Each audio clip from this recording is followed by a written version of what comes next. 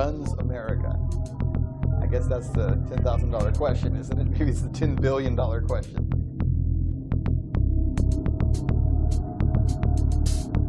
America and most countries of the world really are run by a very small percentage of the population.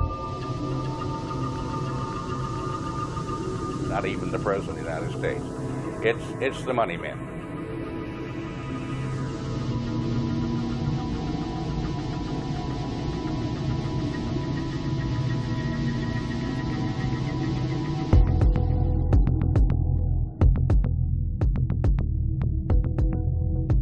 Obviously, the people in government aren't always the ones getting rich, so then you have to ask who are the ones behind it that are really getting rich, that are enjoying the benefits of this ripoff.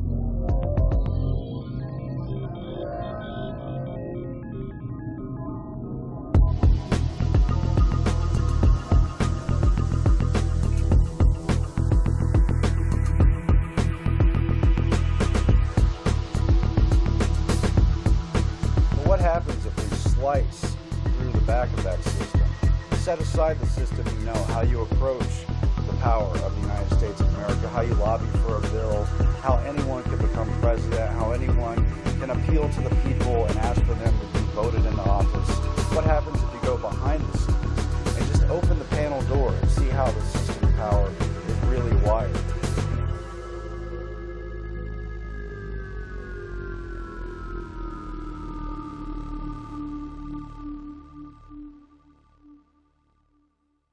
The interests of the American public have no bearing in the direction of the country, in the policy decisions. It doesn't matter which party we're talking about either. Republicans, Democrats, it's all the same thing. There's no voice for the people. I think we're being controlled by a relatively small group of extremely powerful individuals that are pretty much pulling the strings behind both major parties, as well as the economic and financial institutions. We're supposed to have the people being represented by the Congress, and this is a check and balance system. But instead, you have all branches of government owned by major corporations. The folks who run America are the people who operate behind the scenes to make sure that the person who is in the seat of president and Congress and the people who we elect are the people that will do their bidding. I think what you see is what it is. And who runs America are the banks and the multinationals. It's as simple as that as I see it. And they're the ones that have made all the decisions that have put us in the place that we're in now. In 1937, Ferdinand Lundberg, who'd been a writer with the Wall Street Journal and other financial publications, wrote a book called America's 60 Families. And in that book, he documented that the country was being run by an oligarchy of the wealthiest families, including the Mellons and the DuPonts and the Morgans and the Rockefellers and the Warburgs. And he showed that they were running the country as an invisible government behind the democracy that we see upon the surface. In fact, a study by Princeton University has come out saying that the United States is more of an oligarchy than it is a republic or democracy. Why? Because the public has no say in the policies and in the system that's been set up by politicians. Go back to 2008. Financial crisis is going on. Henry Paulson, U.S. Treasury Secretary. Where did he come from? Goldman Sachs, right, CEO. Gets in front of the American people and tells us that he's going to save us little people from the problems we have in the real estate market. But in order to do that, we have to bail out the too big to fails. Too big to fail. 4 words. Shows you who's running the country. Capitalism, there's no such thing as too big to fail. It's fascism. It's a multinational takeover. We bailed out the banks. It's the unseen people that I'm more concerned about, really, because there's got to be someone, somewhere, that creates the agenda that all these people must follow.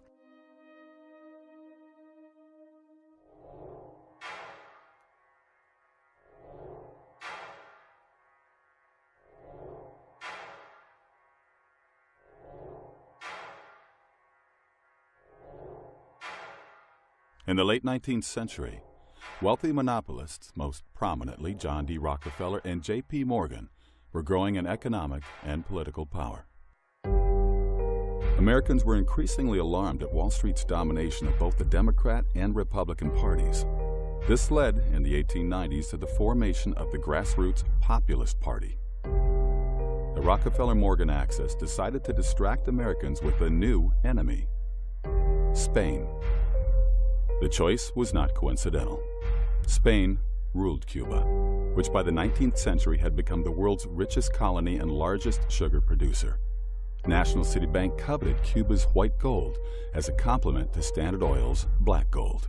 The Yellow Press, led by William Randolph Hearst, New York Journal, began inundating Americans with fabricated tales of Spanish oppression. Spaniards feeding Cubans to sharks, roasting Cuban priests, slaughtering hospital patients where no hospital even existed. The decision to send the Maine to Havana was made at a secret White House meeting of which no minutes were kept. The Spanish government was not expecting the Maine when it sailed into Havana harbor. Captain Charles Sigsbee, captain of the Maine, said, "It became known to me afterward that the Maine had not been expected, even by the United States Consul General." By what oversight was no one in Havana notified of the battleship's arrival? However, no shooting erupted. The Spanish permitted the Maine to dock. For 3 weeks, the Maine sat in Havana harbor. In the meantime, the Yellow Press drove anti-Spanish feelings to fever pitch. William Randolph Hearst paid bribes to have the correspondence of the Spanish ambassador spied upon. One letter, critical of McKinley, was stolen and reprinted in a Hearst journal under the headline, "The Worst Insult to the United States in Its History." 2 days later, a horrific explosion tore apart the Maine. 266 men were killed. A U.S. Naval Court of Inquiry attributed the explosion to an external device, but was unable to assign any blame. The Yellow Press had no reservations. The bombing, they claimed, was the work of the Spanish government. Americans were goaded into war with the battle cry, "Remember the Maine." Here, Spain is depicted as a semi-human brute, its bloodied hand on the grave of the Maine, and its foot trampling an American flag. The war was immortalized in American public memory by one-sided naval victories. Teddy Roosevelt and his Rough Riders. And the charge up San Juan Hill. But did Spain really sink the Maine?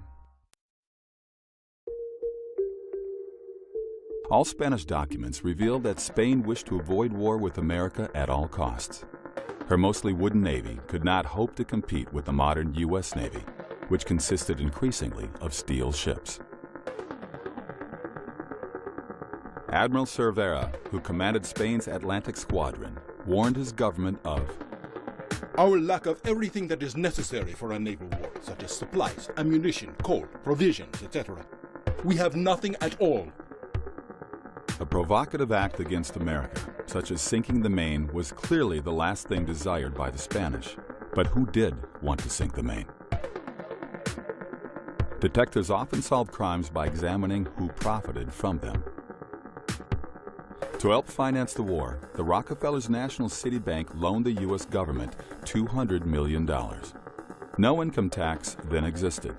To help repay the loan, a telephone use tax was levied on the American people. It remained in effect for over a century. The loan was negotiated by Assistant Treasury Secretary Frank Vanderlip. After the war, National City Bank made Vanderlip its president.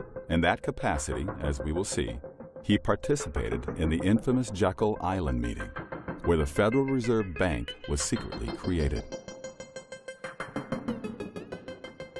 Mark Twain wrote, "When the smoke was over, the dead buried, and the cost of the war came back to the people, it suddenly dawned on us that the cause of the Spanish-American War was the price of sugar." The Rockefeller-Stillman National City Bank benefited most directly from it, for Cuba, soon afterward, became dotted with National City branches, and the Cuban sugar industry gravitated into national cities' hands. The Spanish-American War was the first war that persuaded Americans that the purpose of our military was not just self-defense, that we had to go overseas and fight wars on other people's behalf, and that became a pattern that continued ever since. So without William Randolph Hearst, who championed this and who maybe was one of the people that stood to gain from the new possession, gain from the Spanish-American War, without him and without Hearst newspapers, there would have been no problem with the Maine. The phrase false flag, I think, is becoming more and more familiar to more Americans than it used to be. First time I ever heard that phrase was probably about 20 years ago, and I thought, what does this mean? I think many Americans are still in that category. What does that mean? Well, first off, so people understand what we're talking about with false flags, that goes back to the days of the old sailing ships, and everybody had their country's flag. And the idea was, it took a long time for two sailing ships to approach each other, and so they wanted to get up close so they could attack, and so they would put another country's flag up. Say they were pirates, they'd put a British flag up and then get right next to you. Then they'd run up the pirate flag and board your ship. So that's where it became known as a false flag. The event seems to be something other than what it truly is. False flags, when you cover them, first of all, it's a tough term to even use, right? Because as soon as you say false flag, we've started conditioning people to see that as conspiratorial. And when anything's conspiratorial, that means it's not true, right? Because if you listen to most media, a conspiracy theorist or conspiracies are all urban legends, right? They're all myths. When in fact, there are many, many conspiracies all throughout American history and world history. It's not even controversial to say that the United States has used false flag because it's now documented. It's a part of history. General Smedley Butler wrote a book after World War I that I've read, and I know many of your viewers have as well. War is a racket. And indeed, in many ways it is. And I think that we have noticed over the years that some of the events that led up to war were not accidental. I found myself going back and looking at World War I, World War II, the Vietnam War, everything. Could we have been lied to about everything? And that was my fearful kind of approach to this is that even possible? I would say they always follow a specific formula of create as much fear and trauma as possible. And then in that traumatization of the public, they're eliciting a specific psychological response. And that response is a cry for protection.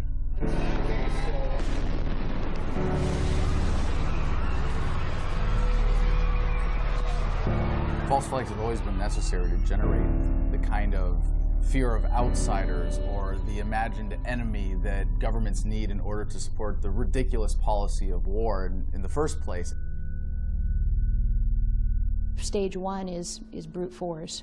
Stage two is staging something or creating an external enemy so that you then become the rescuer and people do what you say out of sheer fear. And then stage three is really getting to the point where you don't even require enemies any longer, where you can simply convince people through psychological manipulation to do the thing that you want them to do.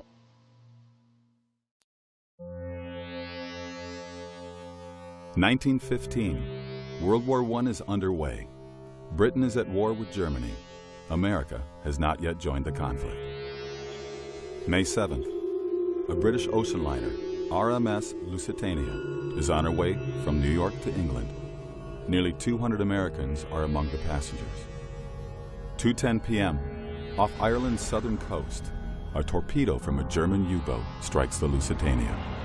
More than 1,000 on board lose their lives.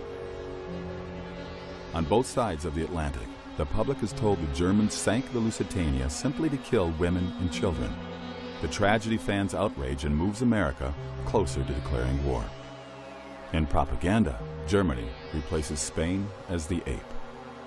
Because nearly every conflict the U.S. has been involved in the 20th century has been based on a false flag pretext event, and the Lusitania is no different. That's how they got us into World War I. At the time, statesmen, senators, the American people in general wanted to mind their own business. They had a great industrial engine inside the United States. They were able to freely trade throughout the world and had no reason to engage in World War I. It wasn't their business. But unfortunately, the moneyed powers had other interests at hand. At that point in the war, passenger ships and merchantmen were being armed. They'd been given orders to ram submarines. The submarines had no choice but to fire without warning. Why did the Germans really sink the Lusitania? Because her hull was loaded with munitions.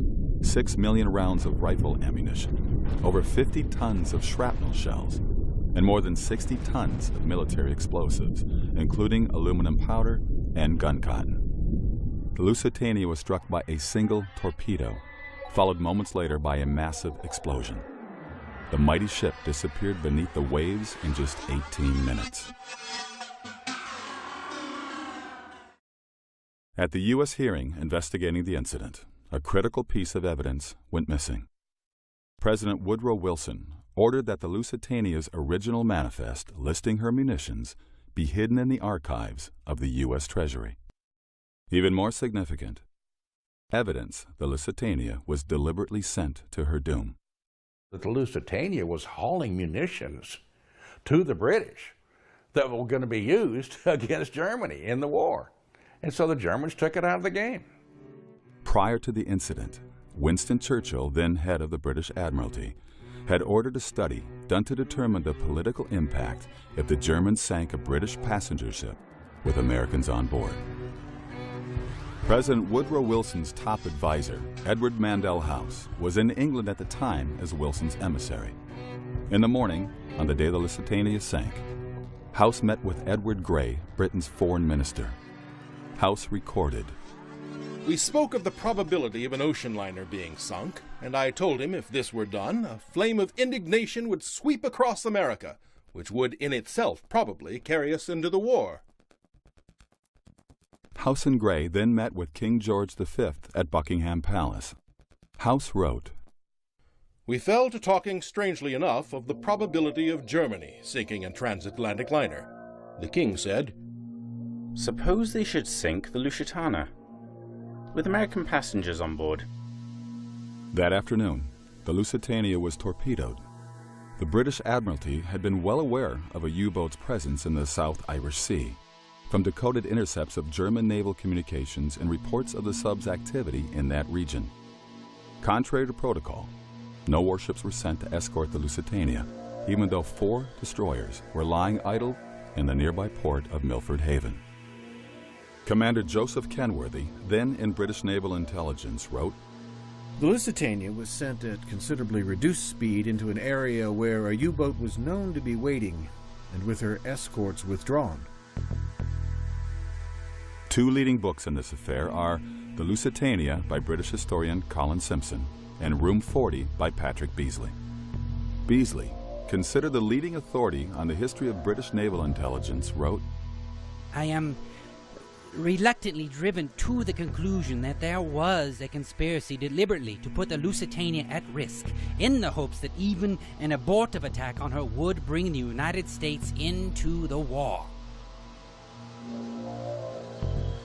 When the ship was blown up containing American passengers, it became the raison d'entrée into World War I. It was an outrageous and insidious enough event that Americans were reluctantly able to muster themselves and enter the war.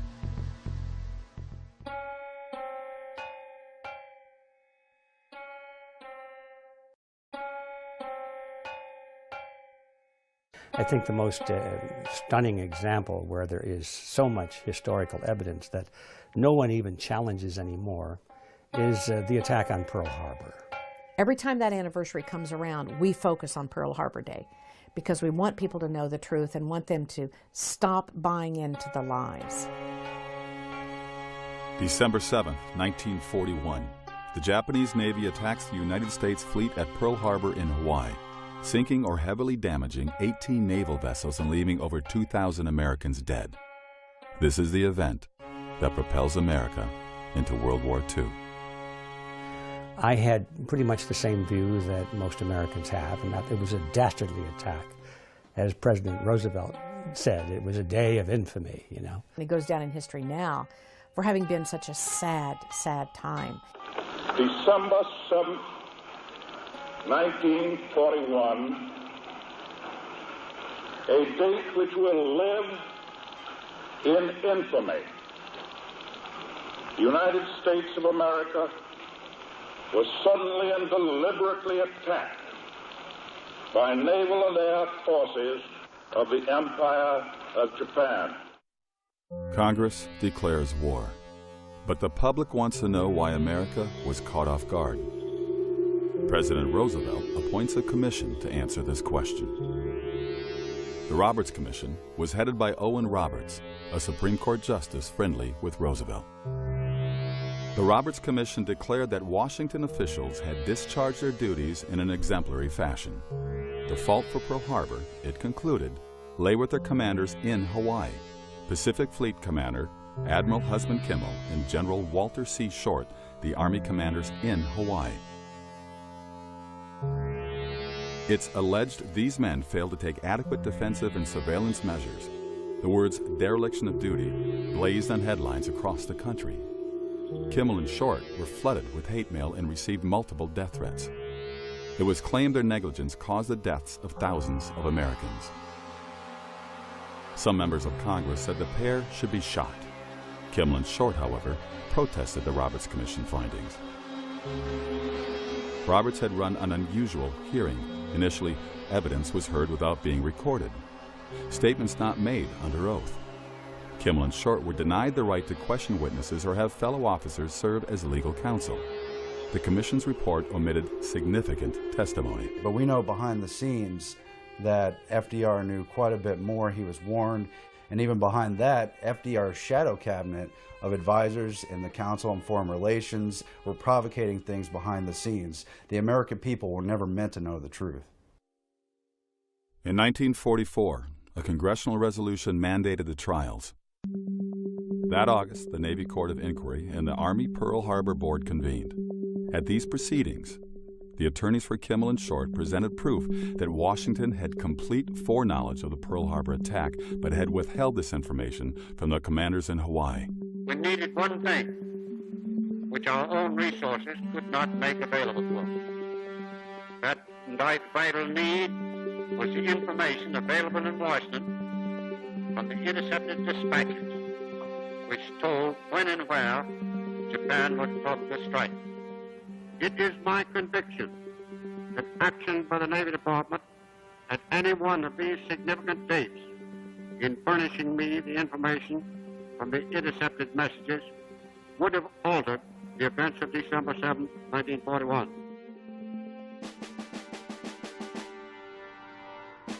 Outraged, the Navy court exonerated Admiral Kimmel and laid the blame squarely on Washington, D.C.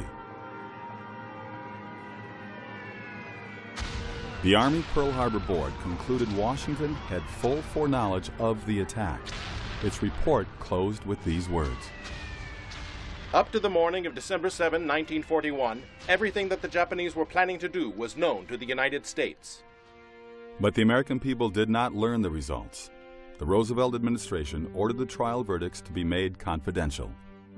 He discovered later that his own superiors had gone to great lengths to make sure that he, Admiral Kimmel, did not have the information that was available in Washington. Why was the fleet in Pearl Harbor when Franklin D. Roosevelt ordered the U.S. Pacific Fleet to move from the west coast to Pearl Harbor? The fleet commander, J.O. Richardson, went to Washington and he protested this decision. He said, Mr. President, our ships will be boxed in like sardines in Pearl Harbor. Hawaii is approachable from 360 degrees by potential attackers. We'll have to resupply across 2,000 miles of Pacific. The only reason President Roosevelt could give Richardson for putting the fleet in Pearl Harbor was, he said, it will deter Japanese aggression. Well, as of December the 7th, 1941, everyone knew that putting the fleet in Pearl Harbor did not deter Japanese aggression. A breakthrough came in 1982 with the publication of Infamy by John Toland, the Pulitzer Prize winner known as the Dean of World War II historians. By the time of Toland's book, witnesses and information had emerged that had been previously unavailable.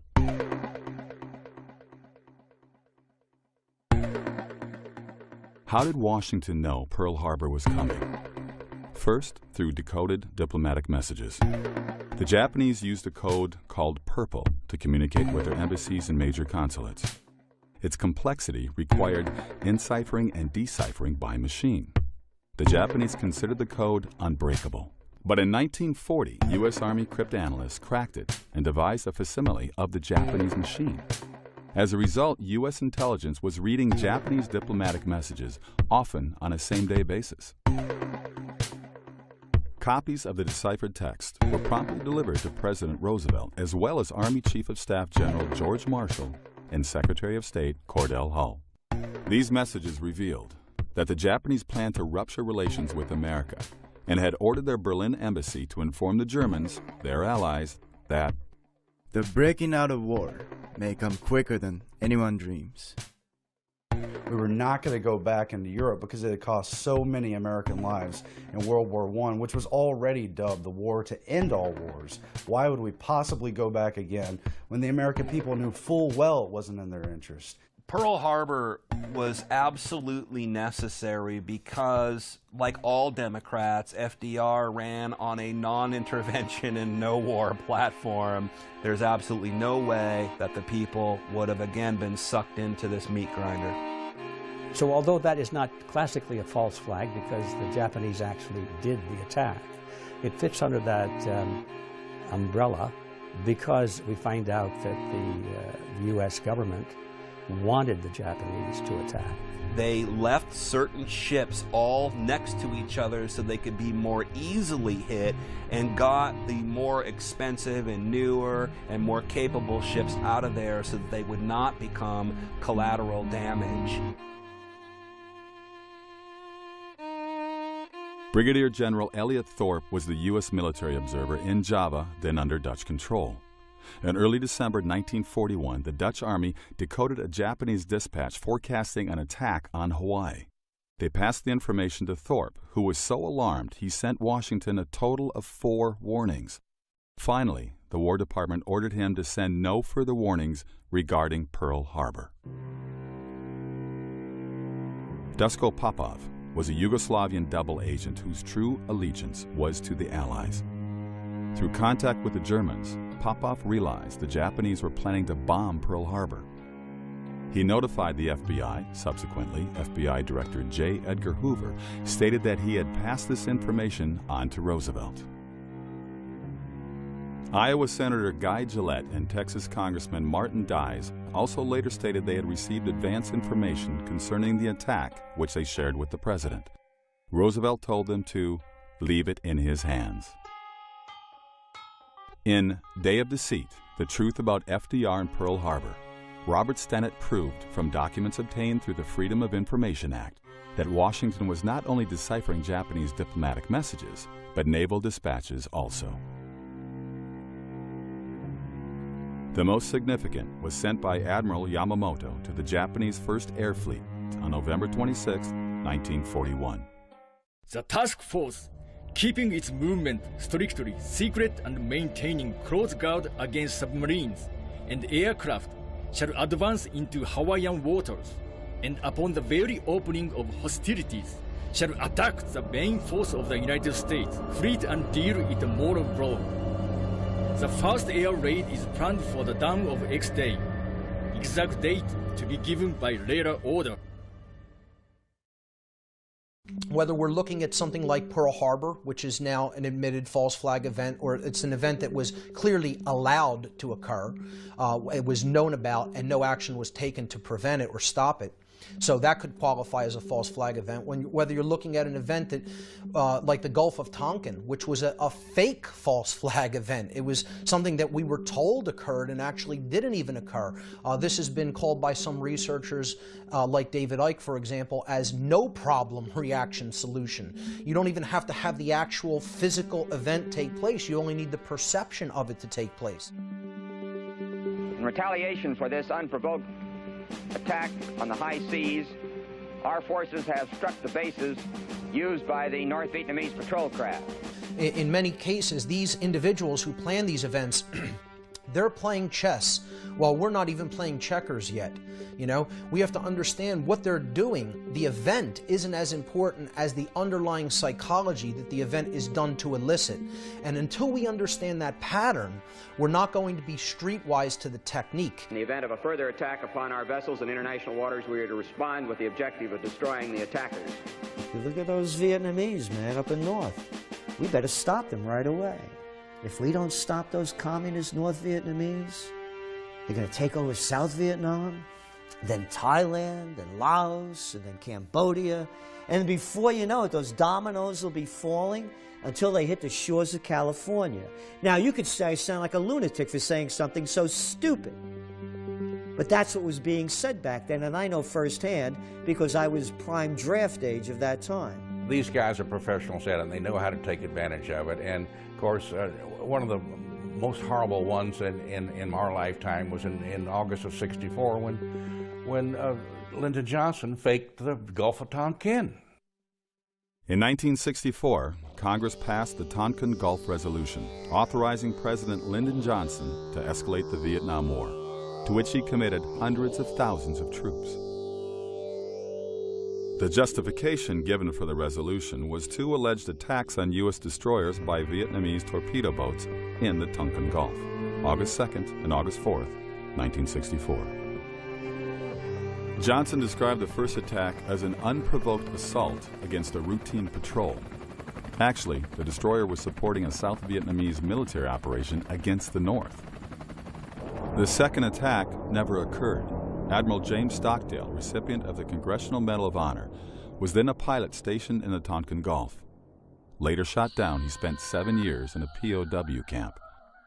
After returning home, he summarized his experiences in his book, In Love in War. Stockdale was called to the scene of the alleged August 4th attack, but saw no Vietnamese boats during 1.5 hours of overflight. Well, I was over those destroyers for over an hour and a half, below 1,000 feet, lights off, watching everything they did. I could hear them chit-chatting on the radio, the Maddox and the Joy. They seemed to have some intermittent radar targets. I took it upon myself to get out there where they thought a boat was and try to kill it if they didn't. But it was fruitless. And I'd go down there and there was nothing. I felt it was a bad portent that we seemed to be under the control of a mindless Washington bureaucracy, vain enough to pick their own legitimacies regardless of the evidence. Today, very few people dispute that the Tonkin Gulf incident didn't take place. Later, it was revealed that the Tonkin Gulf Resolution was written before the alleged incident. The document was simply awaiting on an excuse to activate it. The whole Gulf of Tonkin incident, a lie by slimy little people like Robert McNamara and LBJ. And every one of those people knew it was a lie, and they sacrificed the lives of 60,000 American boys, destroyed the lives, limbs, and minds of hundreds of thousands of others, killed over 3 million Vietnamese, napalmed it, Agent Oranged it on lives. They died in a just cause for defending freedom, and they will not have died in vain. The main justification currently given for the Iraq War, bringing freedom and democracy to the Iraqi people, was not the original reason presented. The next mushroom cloud you see, maybe one of Saddam Hussein's weapons. You remember that one? Last November 8th, this council passed Resolution 1441 by unanimous vote. The purpose of that resolution was to disarm Iraq of its weapons of mass destruction. It was claimed Saddam Hussein possessed weapons of mass destruction, or WMDs, threatening world security. This council placed the burden on Iraq to comply and disarm, and not on the inspectors to find that which Iraq has gone out of its way to conceal for so long. There is only one truth, and therefore I tell you, as I have said on many occasions before, that Iraq has no weapons of mass destruction whatsoever. After the invasion, Chief U.S. Weapons Inspector David Kay acknowledged months of searching had turned up no weapons of mass destruction in Iraq. In his opinion, they hadn't existed there since the 1991 Gulf War. Why aren't there any war crime tribunals for these people? Who knew what when? Either you are with us or you are with the terrorists. An interview with Scott Ritter, who was the UN's chief weapons inspector in Iraq, who affirmed that there were no weapons of mass destruction in Iraq after the original Gulf War of 1991. Weapons of mass destruction, I thought, you know, who could believe this? I mean, who's believing this yellow cake from Niger story and the whole thing? And still no accountability for the fact that we went into another country looking for weapons that weren't there, and we killed 500,000 people. One thing that the Bush administration did a very good job of, with the help of media, was to shift the focus away from any reality of weapons, terrorism. So what they did was the administration immediately shifted to, we're bringing democracy. Now look, part of the reason we went into Iraq was the main reason we went into Iraq at the time was we thought he had weapons of mass destruction. It turns out he didn't, but he had the capacity to make weapons of mass destruction. But I also talked about the human suffering in Iraq, and I also talked the need to advance a freedom agenda. And still to this day, there are people, especially neocons, who believe that argument. That all these wars that we've had in the Middle East, which have again turned the Middle East into chaos, that have handed it over to Al-Qaeda so that we can go back, I guess, and fight them again later there, it was done so that freedom could come to an oppressed people. Colin Powell, who made such definite assertions before the UN, has admitted his claims were based on faulty intelligence. The little lying Colin Powell putting up phony information in front of the UN. These are Saddam Hussein's mobile weapons of mass destruction labs. It's one lie after another. Looking at these wars, Spanish-American, World War II, Vietnam, and Iraq, one could soundly argue that in each war, American involvement was based on a deception, false pretext, or to put it charitably, mistaken pretext. One lie after another. Keep pouring them out. These are sick people and nobody wants to call a spade a spade. Could this really be one giant coincidence? Patterns of this scale generally do not happen by accident. To find the answer, deeper questions remain. When our country was founded, it was founded by an elite group. The founding fathers were the educated ones, the ones who had land, the ones who'd studied in Europe, the ones who'd read history and philosophy. And thank God it was that way. It's still true in America today, but the elite has changed. It's a great debate of whether or not we're founded on our lineage and our heritage of the Constitution and Bill of Rights or from hidden interests. Who runs the country? Well, the political parties run the country, but we all know the political parties actually don't do anything on their own. I think the reality is that we're probably ruled, for the most part, by an oligarchy. People still elect members of Congress, but beyond that, once someone is in Congress, the special interest groups take over, the lobbying firms take over, very wealthy families take over, and the people have absolutely no voice. A super elite, very powerful, very wealthy individuals who have, I will use the word, conspired together to take advantage of the opportunities afforded them in their positions of power and influence to pretty much determine the direction and the course of our country, irrespective of the wishes of the American people. I think in any culture, in any country, you can look to who has the money. The people with the money typically tend to wield the power. And the best way to do that is to do it from behind the scenes, because then if people become angry with the way power is being wielded, they don't come after you, they come after the puppet standing in front of you. We all know about a lot of wealthy people, Warren Buffett and Donald Trump, and but these are the guys that you hear about. The people, they've got lots of money, yeah, but the people with the real power, you don't even hear their names. we start seeing all of these names of large corporations that come together over and over again, and then they get intertwined into events that take place, and then we start to see there's a pattern and there is a real agenda. In America's 60 Families, Ferdinand Lundberg wrote, "The United States is owned and dominated by a hierarchy of its 60 richest families, functioning discreetly in a de jure democratic form of government, behind which a de facto government, absolutist and plutocratic, has gradually taken form. This de facto government is actually the government of the United States, informal, invisible, shadowy." Among the 60 families Lundberg named were the Rockefellers, Morgans, Mellons, Vanderbilts, DuPonts, Astors, and Warburgs. Through inherited fortunes, they remained entrenched in power from one generation to the next. These families frequently acted in concert to pre-select presidential candidates of both Republican and Democratic parties, and, as Lundberg documented, acquired sweeping ownership of America's major newspapers.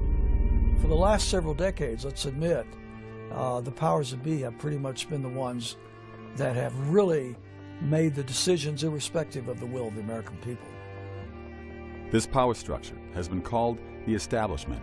Syndicated columnist Edith Kermit Roosevelt, granddaughter of President Theodore Roosevelt, described it.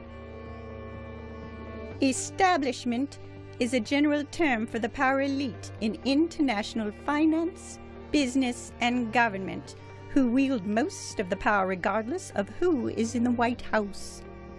Most people are unaware of the existence of this legitimate mafia, yet the power of the establishment makes itself felt from the professor who seeks a foundation grant to the candidate for a cabinet post or State Department job. It affects the nation's policies in almost every area. In America, in principle, power is supposed to belong to the people. Voting sustains the public perception that it retains power. However, the establishment has ways of getting around our electoral system. First, through their influence within the major parties as well as the media, they can usually predetermine the Democratic and Republican nominees for president. For years, I would tell people, if you don't go vote, you haven't got any right to gripe about what goes on because you're just not even part of the process. But I've quit saying that because now, even if you do go vote, in many instances, it doesn't really matter. Oh, and I love the baloney that they keep shoving out every election. You know, if you don't vote, then you get what you deserve. No, if you vote, you get what you deserve. A lesser of two evils? What sick person would vote for a lesser of two evils? In 1976, Jimmy Carter was elected president. 7 months before the Democratic convention, the Gallup poll reported less than 4% of registered Democrats favored Carter for president. Outside Georgia, where he was governor, few people knew who he was. What happened? There's a new mood in America. We've been shaken by a tragic war abroad and by scandals and broken promises at home.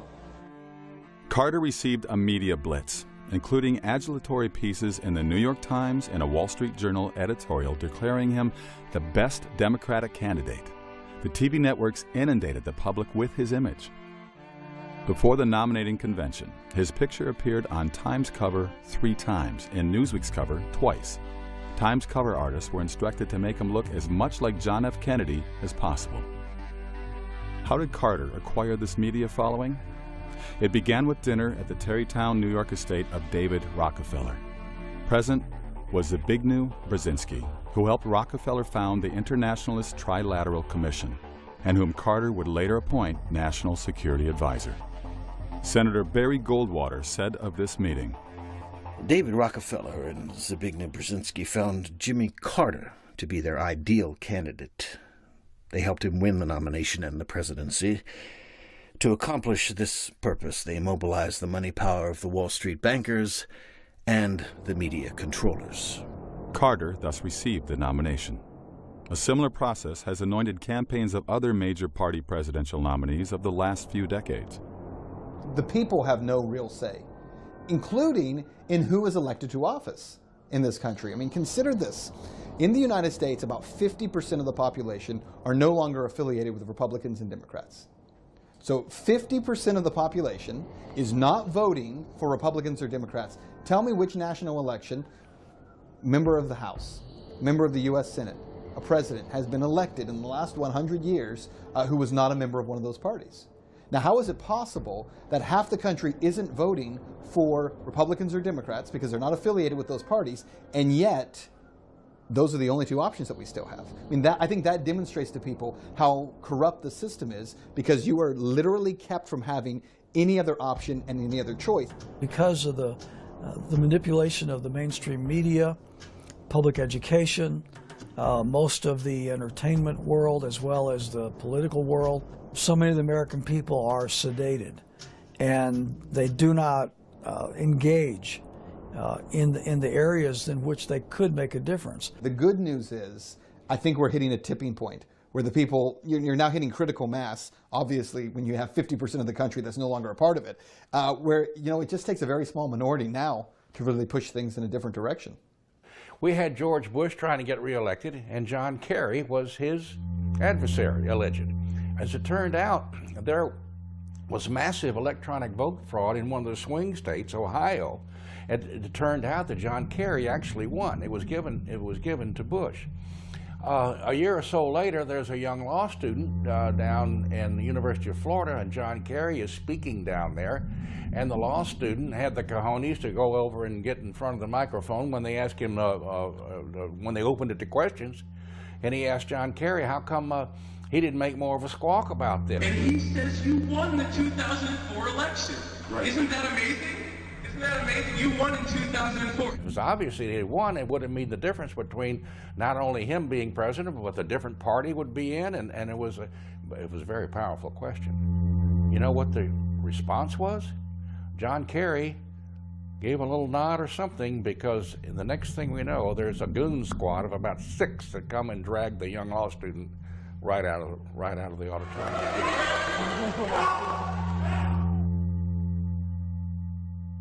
However, the establishment has an even more powerful means of influencing the will of the people. The most important is the Council on Foreign Relations, or CFR, headquartered in New York City. Though virtually unknown to the public, the Council dominates cabinets of both Republican and Democratic presidents. When you look at where the wires are connected to the centers of power, you will find again and again that places like the Council on Foreign Relations don't just float ideas, they provide solutions. You often find members of the Council on Foreign Relations being appointed to various positions in government or industry, for that matter, and you see them in the revolving door going back and forth between business and regulatory agencies and stuff like that. The big question is, how substantive is the CFR on global affairs? Since its founding in 1921, the CFR has produced 21 Secretaries of War and Defense, 19 Treasury Secretaries, 18 Secretaries of State, and 16 CIA Directors. And what is the Council's goal? The Council on Foreign Relations is a fairly interesting entity to me. And the reason for that is because they have so many members of the CFR who are in media. I think the CFR exerts tremendous influence over our government, our media, and our centers of education, more so than most people would want to admit. The Council on Foreign Relations is a very important nexus point, but it's just a vehicle for the larger aims of those who have an agenda. But it's an important vehicle. It's a ring of power that is an engine to encircle the whole world. You know, once in a while there'll be a spokesperson on major media, and he'll be introduced as such and so, and they'll give credentials, and then they'll mention a member of the Council on Foreign Relations. But that just, it sounds so innocuous. It just passes, oh, it's some council that deals with foreign policy, so people don't remember that. The number one thing people need to know is that when you have so many members of media who are a part of those organizations or that organization, you have lost the ability to have anyone criticizing globalist agenda or globalist viewpoints, because they are members of an organization that pronounces its view is to create, globalism. They have seized upon foreign policy, economics, and trade to get around the bounds of the Constitution and put their global system on top of America. When I wrote The Shadows of Power, the main concern I had was that maybe I'd gone too far in attributing our foreign policy to this invisible government. Now it's 26 years later, we've had the arrival of the internet, I've had access to information I never had access to at the time I wrote that book, and my conclusion is that it's not that I went too far, but I didn't go far enough.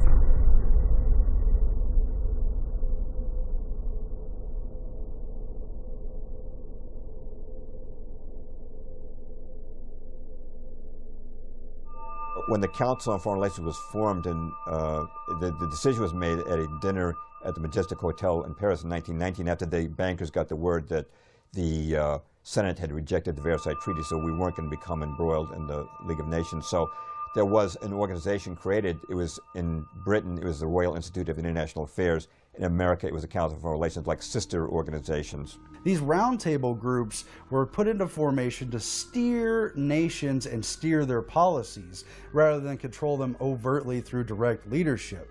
They worked through secret maneuvers. The Cecil Rhodes Secret Foundation Trust had been involved not in nation building, but in nation manufacturing in the southern part of Africa. And now they wanted the entire world. Now, how do they control American government policy? The number one way is by serving as a recruiting ground, the recruiting ground for cabinet-level positions. You've probably noticed that a lot of people in U.S. cabinets come from the big multinational corporations. How does that happen?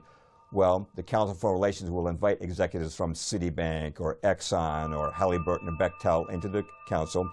They'll attend maybe a study group, attend some dinners, hear some speeches by people like Henry Kissinger, Zbigniew Brzezinski. Now they become experts on policy, and now you see them showing up in the State Department or another major department. When you have one organization controlling the cabinet with a uniform viewpoint, whether the president is Republican or Democrat, naturally you're going to get uniform policies. Here are some of the prominent members of the CFR, Council on Foreign Relations. George Herbert Walker Bush, Bill Clinton, Sandra Day O'Connor, Dick Cheney, Les Aspin, Colin Powell, Robert Gates, Brent Scrockoff, Jesse Jackson Sr., Mario Cuomo, Dan Rather, Tom Brokaw, David Brinkley, John Chancellor, Marvin Kalb, Diane Sawyer, Barbara Walters, Cyrus Vance, Paul Volcker, Henry Kissinger, George Shultz, Bruce Babbitt, Howard Baker, Samuel Berger, Elaine Chao, Dianne Feinstein, Ruth Bader Ginsburg, Chuck Hagel, Gary Hart, John McCain, George Mitchell, Bill Moyers, Jay Rockefeller, Donna Shalala, Strobe Talbot, Fred Thompson, Robert Zoellick, Richard Nixon, Hubert Humphrey, George McGovern, Gerald Ford, Jimmy Carter, John Anderson, Walter Mondale, Michael Dukakis, Al Gore, John Kerry, on and on. I mean, you notice first of all that you're talking Republicans and Democrats, conservatives and liberals. You're talking people in every area of government and news media. You're talking education establishment. You're talking basically the key establishment institutions of the country are all infiltrated with Council on Foreign Relations members.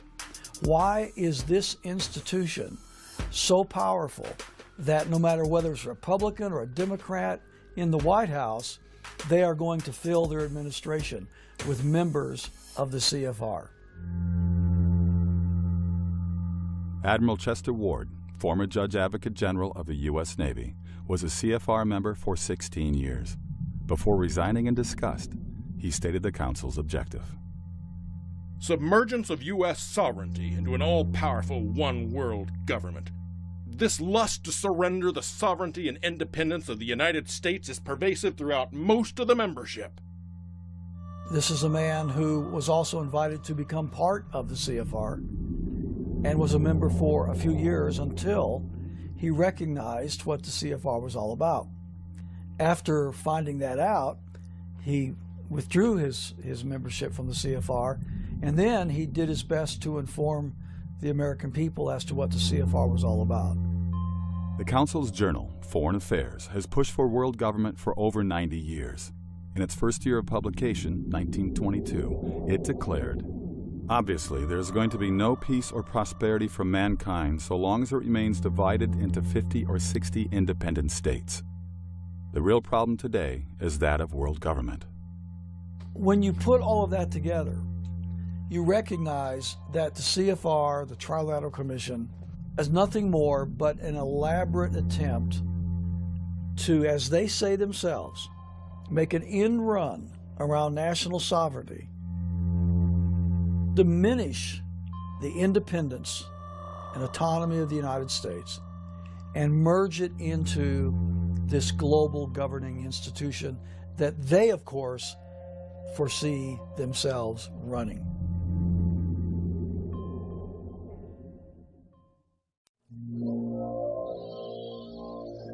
My goodness, we're going toward everybody having a little bit and nobody having a whole lot, except for the elite. And we're going towards seeing all of our jobs taken away and put into another country. That's your world government for you. That's not benefiting the people in this country. So I absolutely, I abhor the idea of world government. And I'm afraid that what we're going to see is the demise of many of our countries in the attempt to formulate this one big structure. And it's obvious to see, okay, there are these very rich and powerful people meeting at, under the guise of the CFR or the Bilderberg Group or a bunch of other things. But it really doesn't matter. The fact is the superclass exists. That's the problem. So whether it's a Brussels, whether it's a World Trade Organization, whatever it might be, it's still built on the premise of how do we steal the most amount of money that we can, put it in the hands of the fewest, and tell everybody else what to do. It's not primarily driven by political ambition. It's driven by economic ambition. And just the fact that I mentioned that might change the flavor of the conversation, because talking about economics is a little bit different than just talking about politics. And one of the reasons, again, that the American experiment here is not working too well right now as far as Congress is concerned is because Congress is not an economic animal, it's a political animal. What is world government? Simply stated, one regime ruling the planet.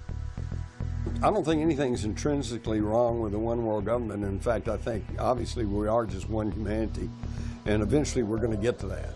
I can see perfectly well that there'll come a time when somebody's going to say, hey, where are you from? And you're going to say, I'm from Earth. Okay? But the problem is, are we going to do this voluntarily? And are we all going to agree that we're going to have a world government and that we all have some sort of representation and the thing's done equitably and fairly, Or are we going to have a handful of wealthy, egotistical, sometimes psychopathic people who want to control the world who are going to foist it off on us? And unfortunately, this is what's happening right now. I think what any subject of the New World Order would have to be concerned with is who basically is going to end up calling the shots. Obviously, most people aren't thinking it all the way through. They have to realize that there's a difference between just saying we should have world government to put an end to war and then asking the next question, but wait a minute, what kind of world government will this be? It might even be worse than war. Countries act as a check and balance on each other. If one nation becomes despotic, another nation can rise up and stop it. If you had a one world government, it would set up the most unrestrained tyranny in history. Already in the United States, with a population of over 300 million, you may be able to meet your representative, but your likelihood of knowing your representative as an average citizen is next to nothing. You may not even know who he or she is. It only works in utopia. And so while this is something we might all strive for, without a massive shift in global consciousness, it's impossible. Such a development is less remote than it may sound at first. It is being established progressively now. Modeled in Europe, where once mighty nations that oversaw empires such as Britain and Spain are becoming more like provinces of the European Union. Parliaments of EU countries grow increasingly subservient to the European Parliament. Laws are becoming more uniform throughout the Union. National currencies are consolidating into the euro. The European Court of Justice can issue arrest warrants against citizens of member countries. Advocates of world government are planning a universal version of the EU model for the entire planet.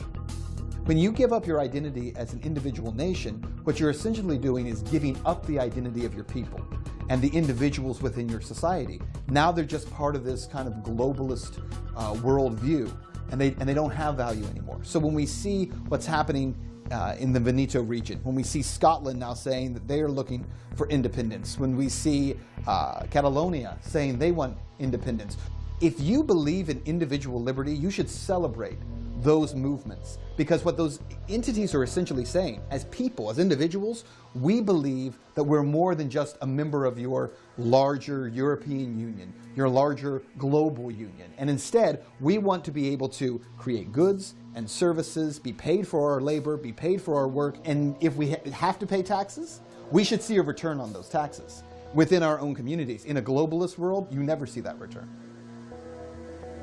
Globalists justify world government by promising peace and prosperity. Their traditional argument has been that nothing is worse than war. And wars occur because the world is divided into nations who keep fighting. They say if we replace nations with a world government, war would end. And mankind would live as one happy family in peace and prosperity. However, this pretext is flawed. Rudolf Rummel, Professor Emeritus of Political Science at the University of Hawaii, published a study demonstrating that in the 20th century, 6 times more people were killed by their own governments than by wars. In other words, wars are not the deadliest thing. Governments are. What we know from the 20th century, that in nation after nation after nation, governments that became extraordinarily powerful had a very disconcerting tendency to kill their population. So you can look, for example, at the Soviet Union. Under Stalin, 60 million people killed. You can look at China under Mao Zedong. Some estimates say well over 100 million people killed. Some even say 200 million people killed. You can look at Nazi Germany as the example that probably most viewers are familiar with. Example after example, even ones that most people haven't even heard of. The problem with world government is the same problem as with any government. Government is control by force. The more you concentrate that power, the worse it is. You could make the case that world government might be only as bad as local government, but obviously the bigger, the more concentrated that exploitation racket becomes, the greater chance there is for corruption. All human authority is jurisdictional and limited. So whenever you violate that and you create a regional government and then a multi-regional government and then a global government, by very nature you have squelched and expunged the fundamental tenets and principles of liberty, natural rights, freedom, sovereignty under the states, individuals. It's all gone. If we had a world government, who would run it? Globalists like to point out that international alliances have defeated dictators like Saddam Hussein. But what if a man like Hussein took over a world government? Today, if a tyrant enslaves a nation, its people may hopefully escape to another country. But if a dictator ruled a world government, where could anyone escape? America's founding fathers recognized the dangers of concentrating power. They therefore split government power into 3 branches. In the Founding Fathers' original vision, the power of the entire federal government would be held in check by the states. Decentralization of power has spared Americans the oppression of totalitarian dictatorships that other nations have known. James Madison, known as the father of the U.S. Constitution, said, "The accumulation of all power, legislative, executive, and judiciary, in the same hands may justly be pronounced the very definition of tyranny." If we follow the money to see who is behind the Council on Foreign Relations, it becomes clear that the U.S. foreign policy establishment is intimately linked to Wall Street and the banking establishment. Americans know they have inflation. In 1962, a postage stamp cost 4 cents. Today, 49.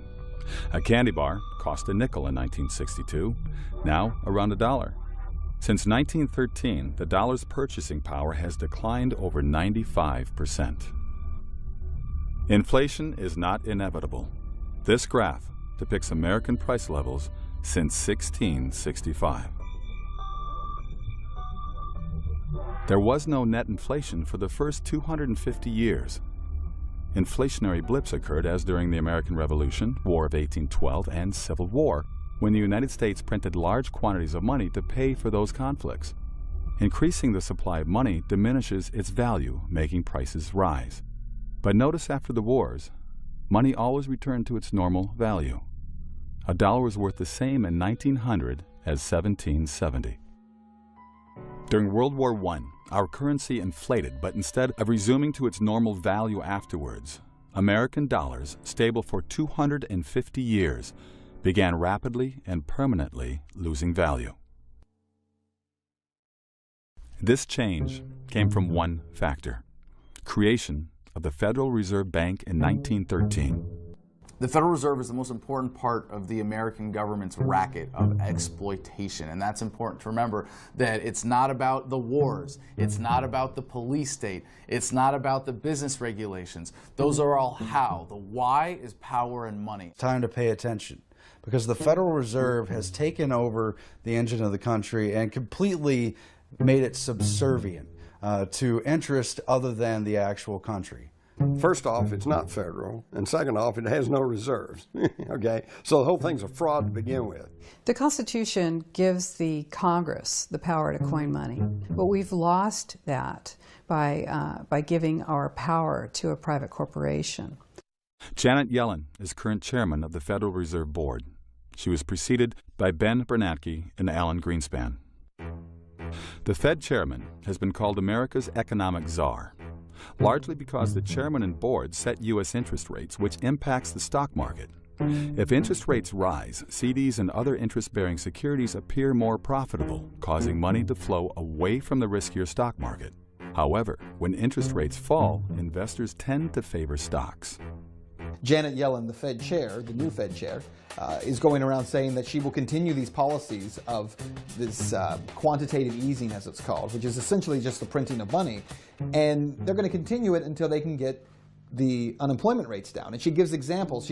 She's talking like a president now, giving examples of the young woman that she's met in this community who struggles because she works multiple jobs. She's a single mom, and it's very difficult for her. Yeah, well, I'm sure it is difficult for her.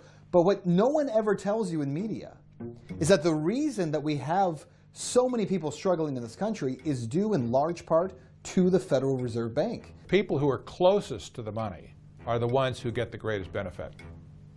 So whoever has had their hands on not just the Federal Reserve, but the whole infrastructure around it, the global banks that are peddling the Federal Reserve notes and the bonds and the Treasury bills and so on, the Goldman Sachs of the world, the J.P. Morgans and so on.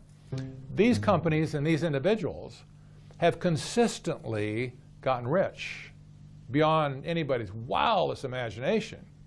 The rest of us consistently have gotten poorer beyond our wildest imagination as well, so that the value of the dollar today is somewhere around 1.5% of what it was in 1913.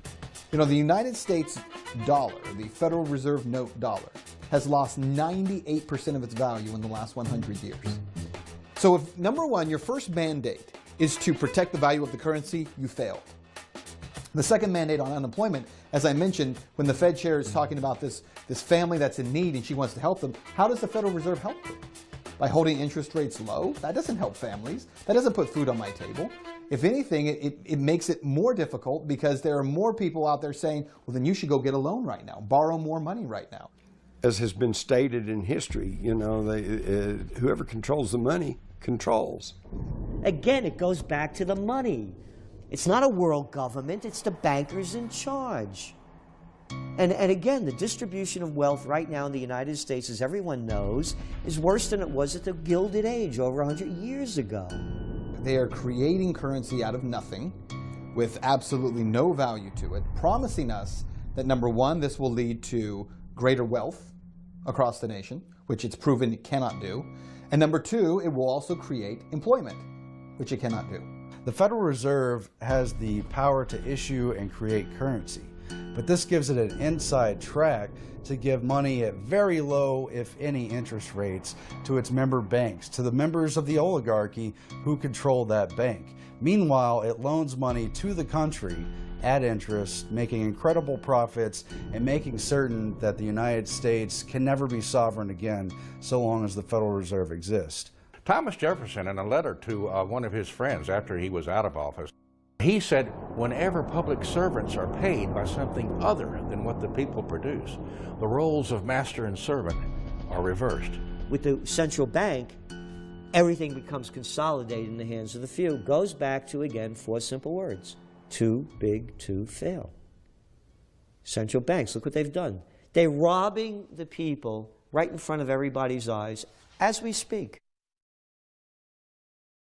The Fed was established when Congress passed the Federal Reserve Act in 1913. The original legislation was introduced by Senator Nelson Aldrich, a frontman for the banking community. Few Americans today recognize his name. Nonetheless, many have heard of Nelson Rockefeller, who was Gerald Ford's vice president and long New York's governor, one of America's richest men. His full name? Nelson Aldrich Rockefeller, named for his grandfather, Nelson Aldrich. Aldrich's daughter married John D. Rockefeller Jr., and his son Winthrop became chairman of the Rockefeller's Chase National Bank. When Nelson Aldrich spoke on Capitol Hill, insiders knew he acted for the Rockefellers and their allies. The legislation Aldrich introduced, which became the Federal Reserve's basis, was crafted by several of America's richest bankers. At a secret 9-day meeting in 1910 on Jekyll Island off the Georgia coast. At that time, Jekyll Island was an exclusive retreat for the wealthy elite. In attendance were agents from the world's 3 greatest banking houses, those of John D. Rockefeller, J.P. Morgan, and the Rothschilds. Acting for the Rockefellers were Senator Aldrich and Frank Vanderlip. Representing the Morgan interests were Benjamin Strong, head of J.P. Morgan's Bankers Trust Company, Henry Davison, senior partner in J.P. Morgan & Company, and Charles Norton, head of Morgan's First National Bank of New York. The most important figure who ran the meeting was the Rothschilds' agent, Paul Warburg. Paul Warburg belonged to a German banking family associated with the Rothschilds, the world's most powerful banking dynasty, who had grown rich by establishing central banks that loaned money to European countries. Its patriarch, Amschel Mayer Rothschild, said, "Permit me to issue and control the money of a nation, and I care not who makes its laws." In 1901, Warburg immigrated to America intending to establish a similar central bank in the United States. He became a partner in Kuhn, Loeb & Company, the Rothschilds' banking satellite in New York City. Who controls the Federal Reserve is pretty secretive, but for the most part we understand who controls it, and we know many of the families specifically involved. And it's what's known as the Eastern Establishment, many of the banking houses that have come to dominate the 20th century, and of course the robber barons who became monopolists of the major industries of the U.S. The Rothschilds had long been allied with America's 2 foremost banking families, the Rockefellers and Morgans, providing the seed money for John D. Rockefeller's Standard Oil Company and helping bail out J.P. Morgan when his firm was financially distressed. The axis of Warburg, Rothschild, Morgan, and Rockefeller and their Wall Street confederates became known as the Money Trust. President Wilson named Paul Warburg vice chairman of the Federal Reserve Board. Benjamin Strong was appointed to run the New York Fed, the system's nucleus. The men who had secretly planned the bank now controlled it. At the time, Congress and the public had no inkling of the Jekyll Island meeting. Paul Warburg's annual salary at Kuhn Loeb had been $500,000, equal to well over $10 million in today's dollars. He relinquished that for a Federal Reserve position that paid $12,000. Warburg knew it would be far more profitable to control America's interest rates and make the stock market rise or fall at will. Congressman Charles Lindbergh Sr., father of the famous aviator, helped lead the fight against the Federal Reserve Act. In 1913, he declared on the floor of the House, "This act establishes the most gigantic trust on earth. When the President signs this act, The invisible government by the money power, proven to exist by the money trust investigation, will be legalized. The money power overawes the legislative and executive forces of the nation. I have seen these forces exerted during the different stages of this bill. From now on, depressions will be scientifically created. The new law will create inflation whenever the trust wants inflation. If the trust can get a period of inflation, they figure they can unload stocks on the people at high prices during the excitement, and then bring on a panic and buy them back at low prices. The people may not know it immediately, but the day of reckoning is only a few years removed. The day of reckoning, Lindbergh predicted, came with Black Thursday and the great crash of 1929. The crash wiped out millions of small investors, but not the money trust. Warburg, Rockefeller, Morgan, Bernard Baruch, and other top insiders had already exited the market. Although friendly biographers attribute their perfectly timed departure to their fiscal wisdom, fiscal foreknowledge of the Federal Reserve policy they controlled rigged the game in their favor. The Federal Reserve nearly doubled the discount rate between January and August of 1929. The bankers also pressured stocks down by heavily selling the market short and massively calling loans on investors who had borrowed to invest in stocks, forcing the borrowers to sell stock to repay the loans. These tactics converged, generating a snowballing panic that would bring the entire country into the greatest financial depression since the Civil War. Congressman Lewis McFadden, chairman of the House Committee on Banking and Currency from 1920 to 1931, had this to say. It was not accidental. It was a carefully contrived occurrence. The international bankers sought to bring about a condition of despair here, so that they might emerge as rulers of us all. Afterwards, the money trust returned to the market, exactly as Congressman Lindbergh predicted. They bought up stocks that once sold for $10 per share at $1 per share, widening their ownership of corporate America.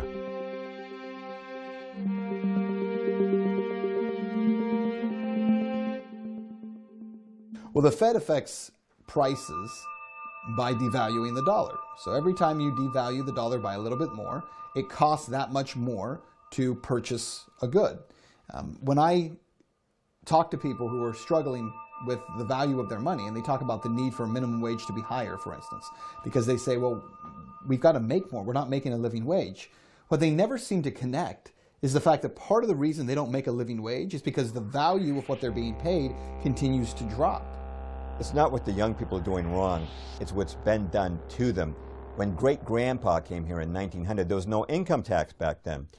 People today are spending about half their income on taxation. It's true when you take your federal income tax, state income tax, real estate tax, Social Security tax, sales tax, excise tax, utility tax. You are paying about half your income in taxation. Now, doesn't it make sense? If you pay half your income to taxes, you'll need 2 jobs to maintain the same standard of living that 1 job used to pay for.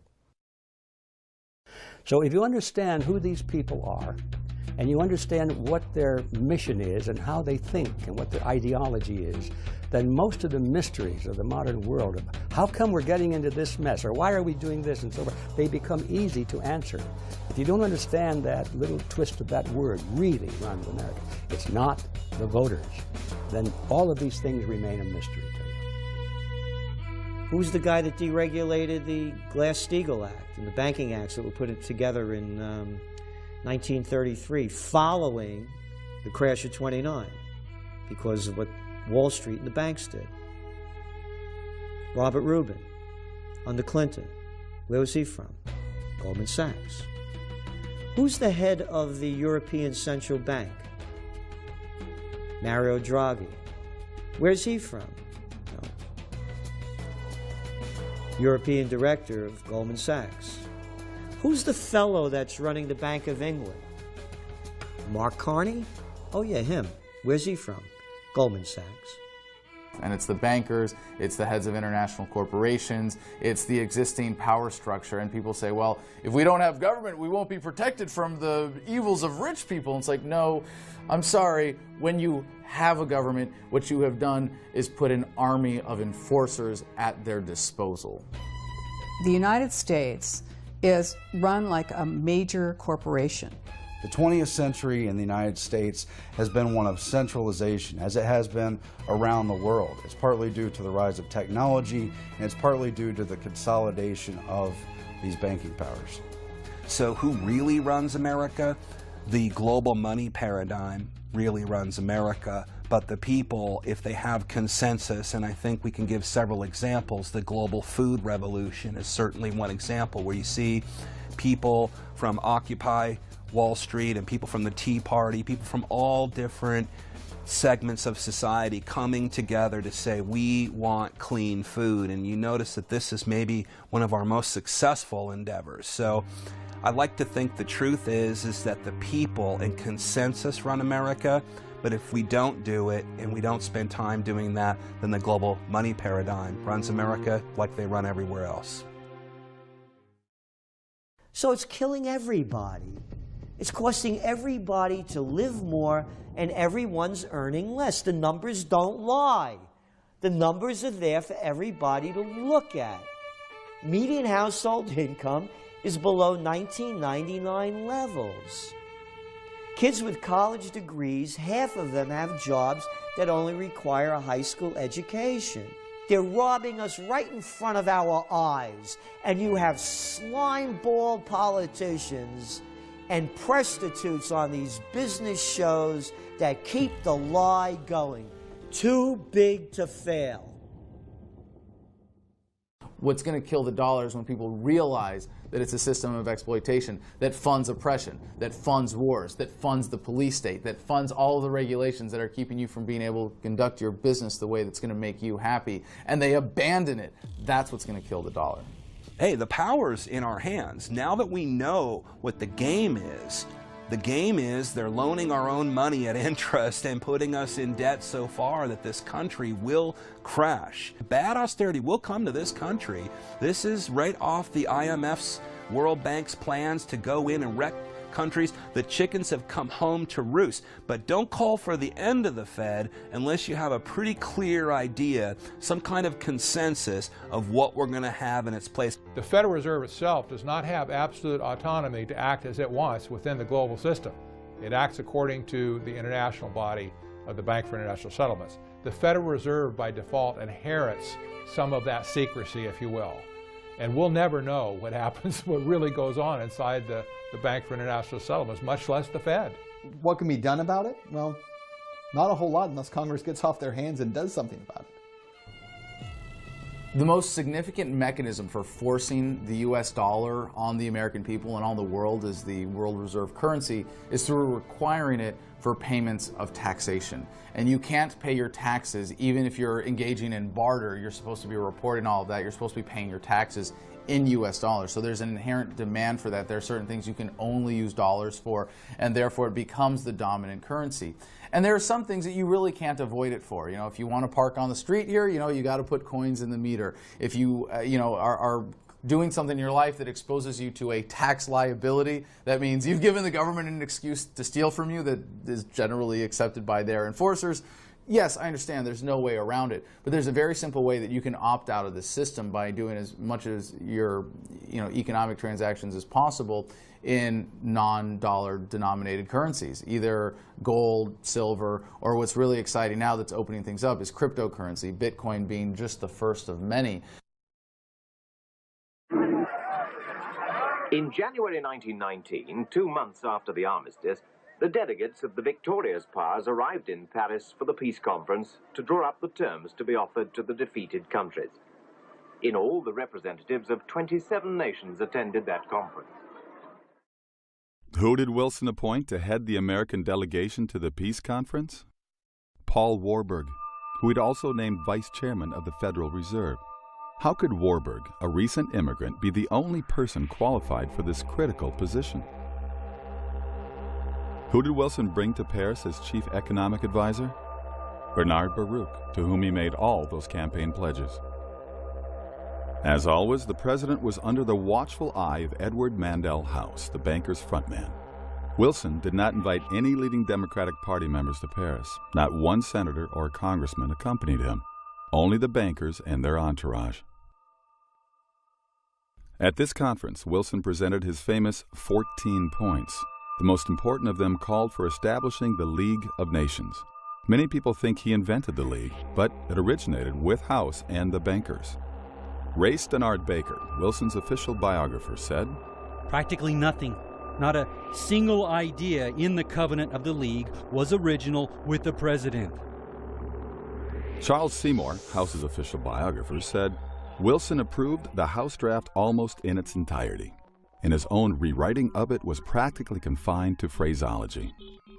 What were the bankers seeking in the League? World government. The Paris Conference produced the Versailles Treaty, which officially established the League of Nations. Ironically, though Wilson had proposed the League, the United States did not join. The U.S. Constitution stipulated no president could single-handedly make a treaty. The Senate had to ratify it. The Senate rejected the Versailles Treaty.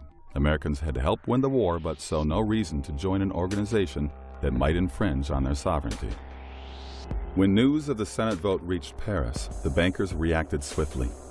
They held a series of meetings and resolved to form a new organization in the United States. Its purpose would be to change the American opinion so the nation would accept world government. In 1921, that organization was incorporated in New York City as the Council on Foreign Relations. The Council's original roster reveals that most members were bankers or lawyers affiliated with J.P. Morgan and Company. For example, Morgan's personal attorney, John W. Davis, was the CFR's founding president. Morgan's attorney, Paul Cravath, was founding vice president. Morgan's partner, Russell Leffingwell, was first chairman. Since this looked unsuitable for a Foreign Affairs Association, the Council diversified its roster by adding professors. However, these came from universities receiving large grants from the Morgan interests. The professors, carefully screened, could be relied on to attend Council meetings, then return to the universities and preach the glories of global government. By the late 1920s, the Rockefellers had brought their people into the Council. David Rockefeller was the CFR's chairman for many years and is still honorary chairman in 2014. One way the Council influences government policy is through publications, including many books and especially its periodical Foreign Affairs, a virtual instruction manual for U.S. foreign policymakers. Time magazine has called it the most influential journal in print. They do have a publication which my husband subscribes to. We've been reading it for a number of years because of the jaw-dropping insight that it provides into what they're thinking.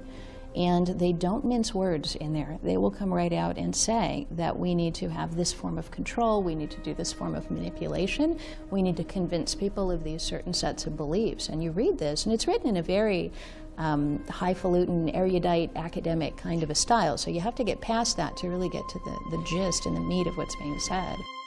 The CFR's most important means of controlling policy is supplying cabinet-level and sub-cabinet-level personnel to the government. What policies have the Council created? Let's take examples from after World War II. The League of Nations had effectively collapsed with the war's onset. Its successor was the United Nations, a bolder step toward world government. The UN began with a group of CFR members in the State Department. Working under Secretary of State Cordell Hull, they called themselves the Informal Agenda Group. The group drew up the original plan for the UN, then consulted 3 attorneys, all CFR members, who declared the scheme constitutional. Subsequently, they met with President Roosevelt, who approved the plan and publicly announced it the same day. After that, FDR made establishing the UN his top priority for post-war planning, just as the League of Nations had been to Wilson. At the UN's founding conference in San Francisco in 1945, most of the American delegates, 47, were CFR members. The Korean War was designed to empower the UN. It had been the objection of some people that the UN could never actually enforce peace.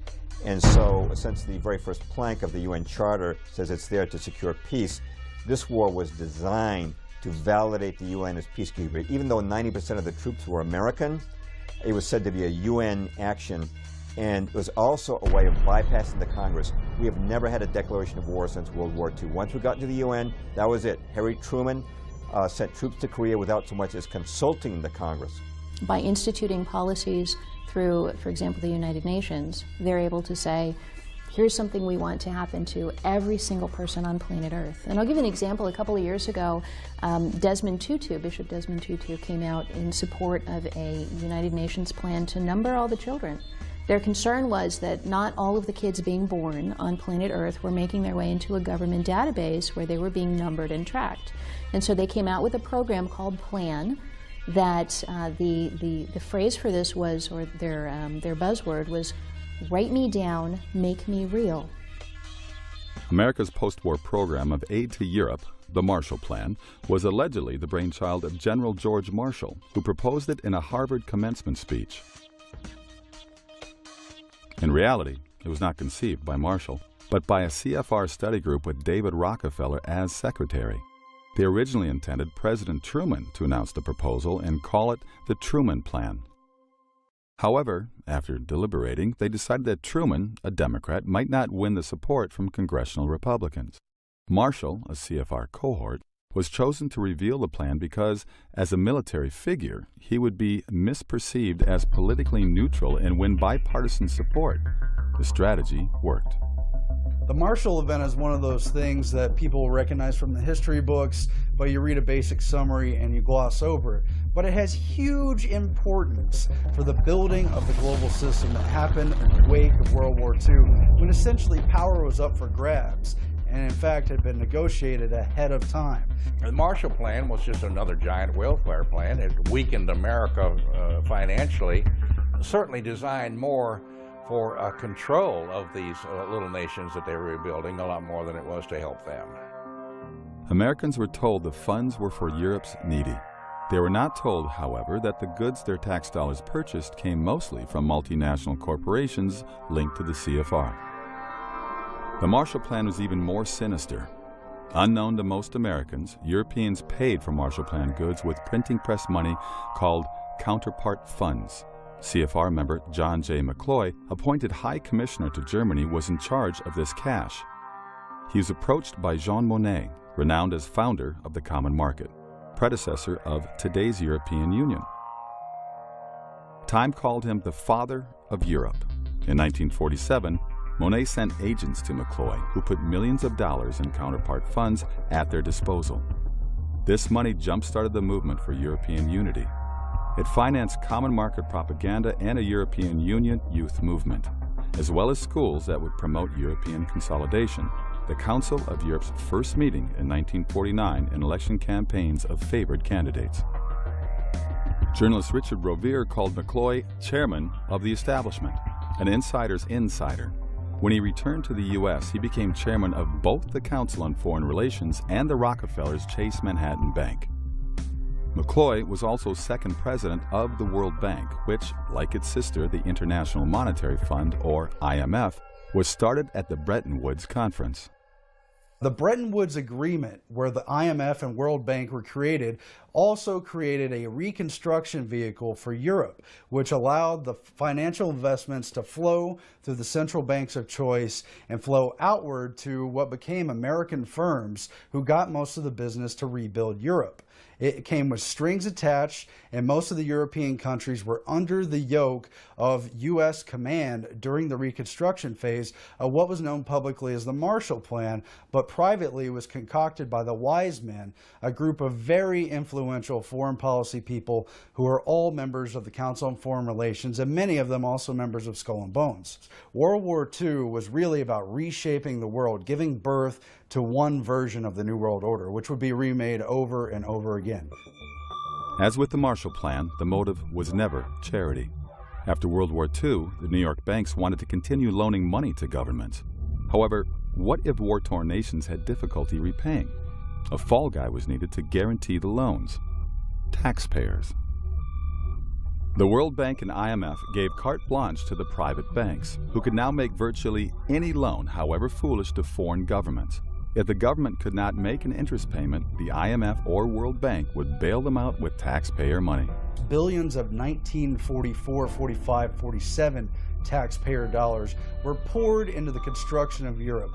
Untold sums of money that flowed through the central banks and out to the fascist partners of choice who would get the bids and the contracts to rebuild Europe, while the Council on Foreign Relations policy people helped to rebuild Europe along the lines that they wanted to see.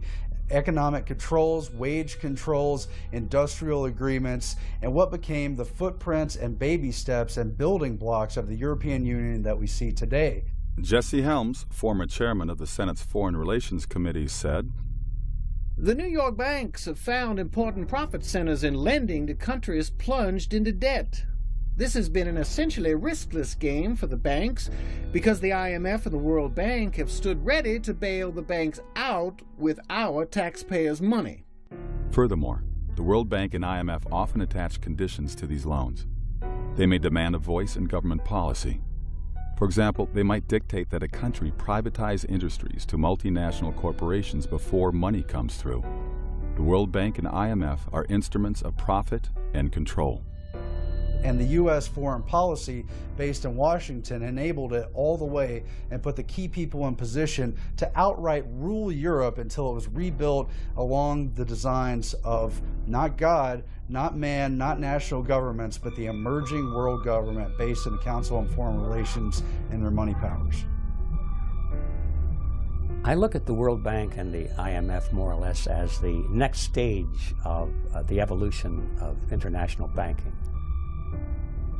The Bank for International Settlements, along with the World Bank and along with the IMF, have long been viewed as the engine of globalization. These have been the troika, if you will, that have impressed policies on countries all over the world to toe the globalist line. We're told that this is necessary in order to regulate trade or in order to pacify nations that would be making war against us. But in fact, what this is about is creating debt. People talk about the one world government or globalists as if we're just going to create one nation that all has the same name. But I don't think that's even necessary.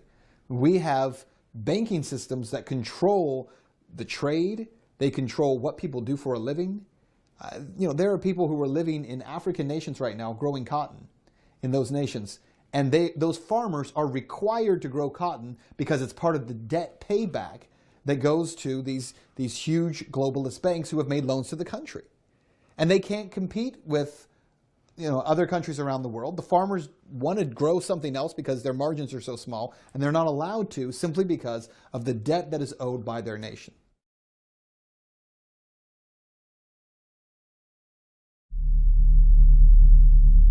Vietnam's a difficult one. Could the war have been won? Well, you probably know some Vietnam veterans, and a lot of them were harmed during the war. There's issues with things like Agent Orange. A lot of them are sour because there's just a lingering confusion about what really happened during that war. Every war is won by the people who profit from it. It has always been the case because war is a racket, as Major General Smedley Butler said, always has been, always will be, poor men dying in rich men's wars. The Vietnam War was won by those who made billions from it. Every war we've had, at least since World War II, there was not a clear objective as to what we were doing as a nation in going there. What was the objective in Vietnam? I'm not sure most people even still know today. You can't win a war unless you know what winning it means. We tend to think that the purpose of the Vietnam War was to fight the Viet Cong, to fight the communists. It wasn't. If that were the purpose of the war, we could have won it quite easily. But the real purpose of the war was much more complex than that. Since World War II, it's very clear that every conflict we've been involved in doesn't make sense in terms of a clear objective of how to win, or why we win in the first place, what we're hoping to accomplish, other than if you were to say our goal is empire building. Now, if we had wanted to conquer the Vietnamese and ultimately occupy their nation, at least that's an objective that has a clear end game to it. But we didn't seem to want to do that. So what were we actually doing? the reasons behind it seem very confusing unless you know about the banker issue, unless you understand how the engine of America has been hijacked by the banking powers and its nebulous, ill-advised policies directed by the Council on Foreign Relations.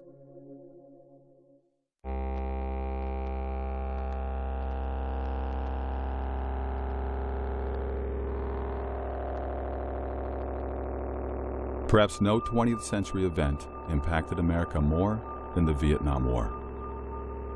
The war, which lasted 14 years and ended in defeat, was called unwinnable by the establishment media, who blamed the U.S. military, claiming they had underestimated the communist forces under Ho Chi Minh. That war was part of the proxy wars that happened all around the globe in the name of fighting communism. But it was also a means of reconstructing the Asian Pacific sphere of influence to make it safe for globalism. Again, the whole world had to be made over and brought up to standards for globalism. China being such a major power, Japan more or less under the yoke of the post-World War II agreements, and Vietnam down there on the triangle had to be basically reformed. That was the real reasons for the war. What we were told as Americans was not that we were fighting for our freedoms, not that we were stopping an evil that would take over the whole planet, but that we had been attacked on a ship, the Gulf of Tonkin, an incident that we now know clearly in history didn't happen the way we were told at all. The media's memory was short. After World War II, U.S. foreign policy dictated that France leave Vietnam. The United States initially supported Ho Chi Minh. In 1945, the OSS, forerunner of the CIA, trained Ho's army and provided him with guns and 20,000 cartridges, which he used to fight the French. The U.S. press glorified him. In 1946, Newsweek compared him to George Washington. In 1954, with its troops hemmed in by Ho's forces at the critical battle of Dien Bien Phu, France begged the United States to intervene. An aircraft carrier strike would have averted disaster, but the U.S. government refused. Following the French pullout and the division of Vietnam into the North and South, U.S. foreign policy's next objective was removing Emperor Bao Dai, the one man capable of uniting the country. Bao Dai exclaimed, "If your country had given me 1,000 of the sum they spent to depose me, I could have won that war." Through a rigged plebiscite, No Den Diem, the CFR's choice, was installed as South Vietnam's president. The South Vietnamese hated the oppressive Diem, who drove many into the communist arms. In the meantime, CIA Colonel Edward Lansdale, CFR member, oversaw the disarming of three powerful anti-communist groups in Vietnam: the Cao Dai sect, Hoa Hao sect, and Li Van Bien's private army. Having sponsored Ho Chi Minh and destroying French, imperial, and local opponents at every level, our CFR policymakers now launched the tragic conflict. World War II. The USA fights on two fronts, Europe and the Pacific. The Germans and Japanese were tough and well-equipped, yet we crushed both military empires with our allies' help in just 3.5 years. On the other hand, we spent 14 years fighting Little North Vietnam and lost. Something is terribly wrong with this picture. Defense Secretary Robert McNamara forbid the Air Force to strike over 90% of the strategic targets it wanted to hit. As a CFR member, he left the Defense Department to become president of the World Bank. Then there were the rules of engagement, not declassified until 1985, when they consumed 26 pages of the Congressional Record's fine print. According to the rules, American soldiers were not allowed to shoot first, but had to wait until fired upon. If a pilot saw a MiG on the ground, he could not attack. He had to wait until it was airborne and showing hostile intent. If a surface-to-air missile launch site was under construction, he couldn't bomb it. He had to wait until it was operational. If we had fought World War II under such restrictions, we would have lost. To me, at least, it's clear that the purpose of the war was not to defeat communism in Vietnam. because they could have done that quite easily, but as everyone knows by now, they deliberately put handcuffs on our military, made sure you don't go too far into the enemy territory, you don't counterattack, you don't bomb the supply lines, you just powder puff war all the way along. We call it powder puff war because it wasn't aimed at victory, but that's probably not doing it justice because there was so many lives tragically lost. It was a bloody war, really, but it was not fought to win. In 1968, journalist Lloyd Millan interviewed nearly a dozen retired high-ranking U.S. military officers. Each, queried separately, said the war would be won in weeks or months with the restraints lifted. This would allow the war to be carried out aggressively against the North. The media claimed the war was initiated by right-wing anti-communists or hawks. The first U.S. combat troops went to Vietnam in 1961. President Kennedy authorized sending about 10,000 men on the advice of the State Department's Walt Rostow, who had just returned from a fact-finding mission to Vietnam. Although the press portrayed Rostow as a hawk, his father had been a Marxist revolutionary in Russia. Two of his aunts belonged to the U.S. Communist Party. His brother, Eugene Debs Rostow, was named after Socialist Party leader Eugene Debs, and the Eisenhower State Department rejected Walt for employment 3 times as a security risk. The Kennedy administration could only get him in by firing Otto Otepka, the State Department's head of security. In a book published the year before his advice to Kennedy, Rostow wrote, "It is a legitimate American national objective to see removed from all nations, including the United States, the right to use substantial military force to pursue their own interests. Since this right is the root of national sovereignty, it is therefore an American interest to see an end to nationhood, as it has been historically defined." This statement summarized the outlook of the Council on Foreign Relations, to which Rostow belonged. Johnson had to give some very awkward and rather embarrassing speeches convincing America why Vietnam, why he was sending their sons, their brothers, their fathers off to war. As earlier noted, Congress authorized President Johnson to intervene in Vietnam through the Tonkin Gulf Resolution, written before the 2 alleged attacks on the U.S. Navy in the Tonkin Gulf. Admiral Stockdale testified that the second attack never happened. The premature resolution was written by William P. Bundy, Assistant Secretary of State for Far Eastern Affairs and member of the CFR. Like Rostow, Bundy was portrayed as a hawk. Yet, in the 1950s, Bundy headed the defense fund for Soviet spy Alger Hiss. After Bundy left the State Department, David Rockefeller appointed him editor of Foreign Affairs, Journal of the CFR, and America's leading opponent of national sovereignty. In 1964, President Johnson successfully ran for re-election against Republican Barry Goldwater, whom the press branded a warmonger. After the election, Johnson himself suddenly began escalating the war, committing hundreds of thousands of troops. He made the decision at the urging of a secret clique called the Wise Men, 14 senior advisors, 12 of whom were CFR members. The Wise Men included a number of important Council on Foreign Relations members, 6 key members actually: Averell Harriman, Robert Lovett, and John J. McCloy, all 3 of them bonesmen, and all 3 of them very closely tied to the banking powers of New York City and to the Rockefeller family. John J. McCloy's resume reads like a true globalist. He was a Skull and Bones member. He was a member of the Council on Foreign Relations. He was in the staff as an Undersecretary of State during World War II, and he would later go on to head the Rockefeller Foundation. He was the president of the Council on Foreign Relations for a solid decade, and he was head of the World Bank. The leader of the Wise Men, who led the demand for escalation, Dean Acheson. Even before the United States recognized the USSR in 1933, the murderous dictator Joseph Stalin selected young attorney Acheson to represent Soviet interests in America. Truman's Secretary of State, Acheson, surrounded himself with communist and security risks, such as John Stewart Service, John Carter Vincent, and Lachlan Curry. He promoted Service even after the FBI caught him passing government secrets to communist agents. Acheson's law partner was Donald Hiss, brother of Soviet spy Alger Hiss and a member of the Communist Party. In short, the men who maneuvered us into Vietnam were not anti-communist, but soft on communism or even pro-communist.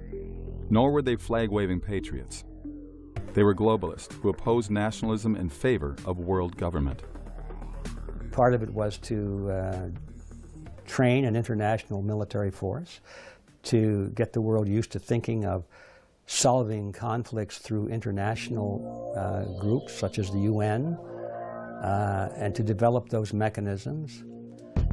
Nearly all key policy planners during the Vietnam War were CFR members. The same clique that involved us in the war authored the rules of engagement and other restrictions preventing victory.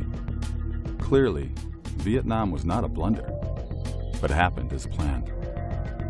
So Averell Harriman, Robert Lovett, John J. McCloy, and their associates like George Kennan manipulated policy around the Vietnam War and most of the other conflicts that we saw during the middle years after World War II. All of them mired in confusion, lies, manipulated data, cables, communications that were presented in a framed, skewed manner to goad America into the policy decisions being made in New York City, not in Washington, D.C. One of their goals, successfully implemented, was to provoke an American political slide to the left in a furor of anti-patriotism, epitomized by the burning of American flags on college campuses. Destroying patriotism is prerequisite to absorbing nations into a one-world government.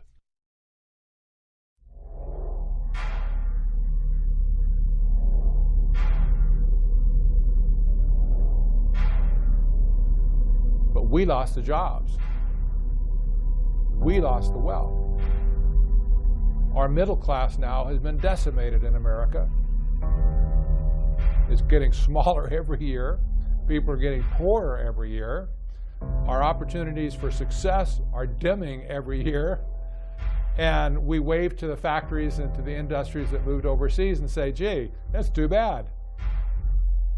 The North American Union is just one proposal that some people see as an opportunity that's going to enhance their use of the racket to rip people off. You're not going to get a world government overnight. What's going to happen is you will get regional governments, and of course we've seen this with the creation of the EU and all of the trauma that goes with that they've been experiencing over there, of trying to bring together multiple countries under a single currency, under a single economic system. Whenever people start talking about North American Union and linking us up, then I think, well, what's next? Then a South American Union, and then we join with the EU, and then before you know it, you actually have wound up with your global government.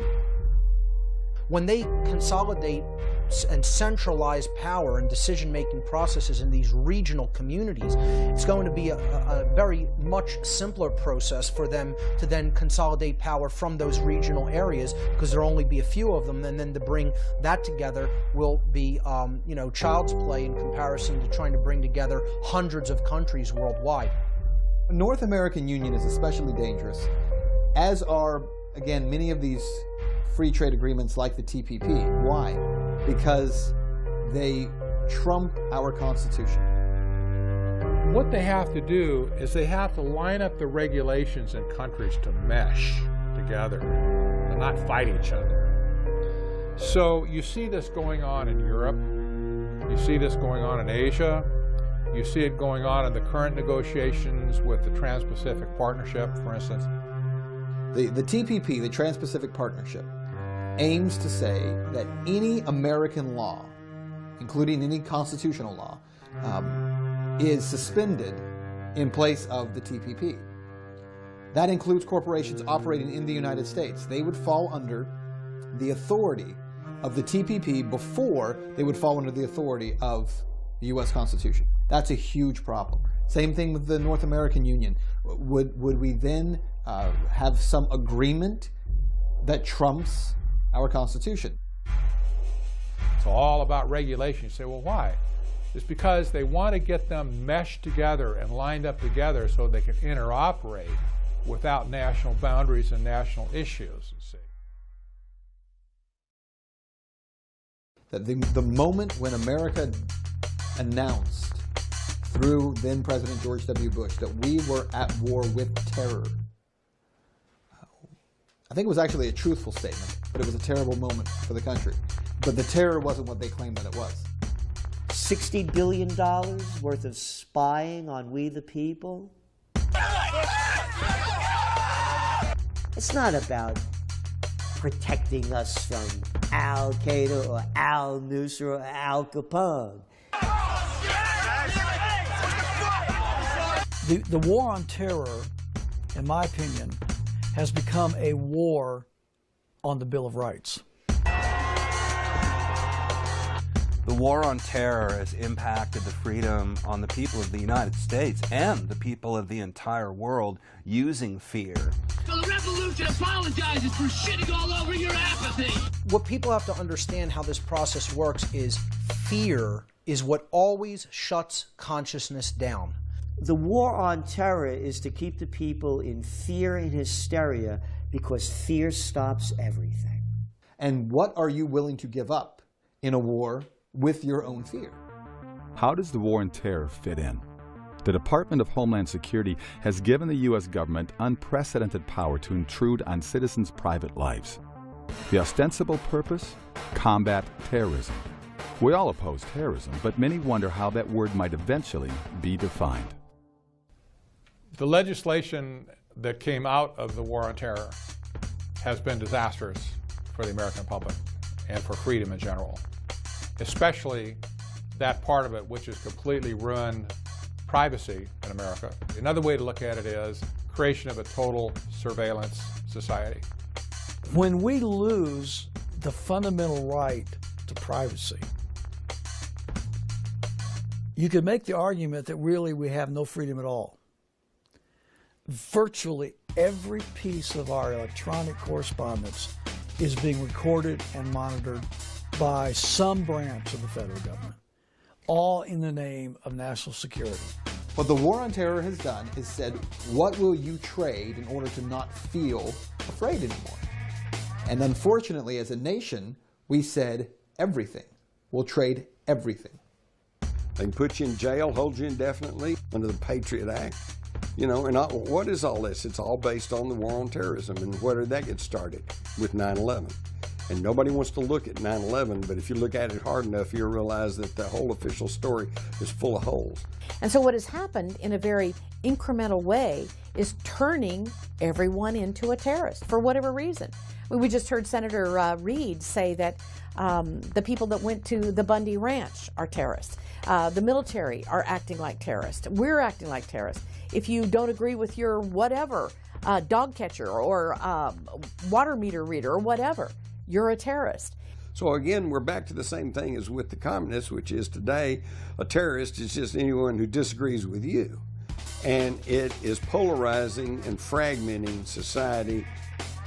The concept of Homeland Security did not originate after the Twin Towers attack, but with the 1998 proposal by the United States Commission on National Security, which had 12 members, 9 of whom belonged to the CFR. They recommended a National Homeland Security Agency, the very phrase President Bush used 9 days after 9/11. What connects the trade agreements and war on terror? Both are being used to justify North American Union.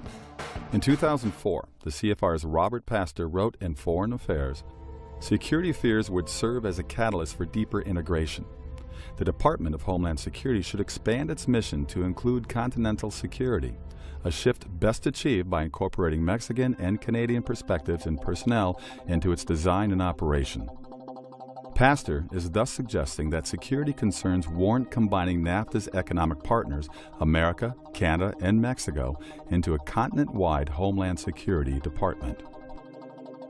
In March 2005, in Waco, Texas, President Bush met with Mexican President Vicente Fox and Canadian Prime Minister Paul Martin to discuss integrating their 3 countries. The Bush administration's open borders policy and its decision to ignore the enforcement of this country's immigration laws is part of a broader agenda. President Bush signed a formal agreement that will end the United States as we know it, and he took the step without approval from either the U.S. Congress or the people of the United States. At the time of the Waco meeting, the CFR produced a document, Building a North American Community, which called for the creation by 2010 of a community to enhance security, prosperity, and opportunity for all North Americans. Regional alliances like the EU and SPP are not the end game, simply stepping stones to a one-world government. Leading establishment figure Zbigniew Brzezinski said in 1995, "We cannot leap into world government in one quick step. The precondition for genuine globalization is progressive regionalization." Soviet dictator Joseph Stalin recognized this principle as integral to communist plans for domination, saying, "Populations will more readily abandon their national loyalties to a vague regional loyalty than they will for a world authority. Later, the regionals can be brought all the way into a single world dictatorship." This is what the war on terror is designed specifically to accomplish, to keep people in a state of fear, of always looking around the corner for the boogeyman, always looking around the corner for the monster that's about to gobble us up. When people's mindset is in that state of fear, they're not making accurate decision-making processes. But moreover, what they're psychologically looking for is a protector. So here's an interesting story. During 2012, all the presidential candidates, all their surrogates were coming to Ohio. And I had the privilege of being able to interview President Obama and also the privilege of interviewing Mitt Romney and Paul Ryan. And it was during the Mitt Romney-Paul Ryan interview, when I went in to interview them, you get 5 minutes with the candidate, you go into the room, it's basically a stream of media coming in and out the whole time. What's fascinating is I went into that interview with Romney and Ryan, and I sat down on a bar stool, and they were both on bar stools in front of me, the backdrop behind them. And what was a little bit different about this is while there were a lot of people in the room, and that always happens, there was one guy in particular on a sofa behind me who was sitting there as I walked in. And so I sat down, we start the interview. Now what's a little bit different about this is typically when you're interviewing someone, it's a one-on-one interview. In this case, it was two-on-one. And so I would, ask one a question and then to the other one, back and forth. What was really interesting to me was as I was talking with them and interviewing them, I would notice out of my peripheral vision, I'm talking with Congressman Ryan, and I could see Governor Romney looking past me at the guy on the sofa behind him. And then when I would turn to Governor Romney and I would interview him, I could see Congressman Ryan doing this. And if you go back, by the way, and you watch the actual full interview, I would tell people, just go back and watch not the guy I'm talking to, watch the other candidate and how they're looking past me at this guy. And it was almost like they're doing, baseball signals at each other. And so they're, kind of go through this. We do the interview, we're all done. And after I left, I was really interested in who the guy was on the sofa behind me. And so I stopped one of the press people on the way out, and I said, "Oh, by the way, who's the guy on the sofa?" And they told me his name, which at the time didn't mean anything. And then they said, "Oh, he's with the Council on Foreign Relations, and he's advising the candidates." And when he said it, now that got my attention because they said it as if it was a very positive thing, right? Which is, well, Governor Romney needs more experience on foreign issues and foreign affairs, so it's a good thing. In my opinion, of course, it was, oh, great. So you have someone from this globalist think tank who is basically sitting behind me during an interview and letting them know what they should and should not say. So it was kind of an interesting experience. The freedom of the press and the freedom of religion were supposed to be two of the greatest vanguards of liberty for the country, according to our First Amendment. The purpose of the broadcast media, or the controlled, formerly mainstream media, has always been to be a propaganda tool for the government, for the superclass. And you can see how this works in a very simple sense in America with the White House and access to the White House press room. If you don't toe the line, if you're not official corporate media, it doesn't matter how big your audience is, we're going to control the conversation. If you can be an appropriate mouthpiece for government, if you're not going to challenge the paradigm of statism, we will give you access. Americans today are disenfranchised and disempowered because we don't have enough of the relevant information. Read the quotes from Katie Couric and saying that they got pressure from the administration.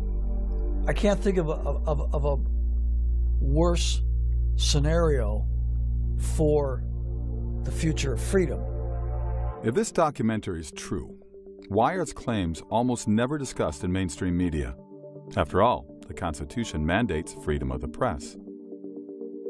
How could so many news organizations fail to notice the stories we've discussed?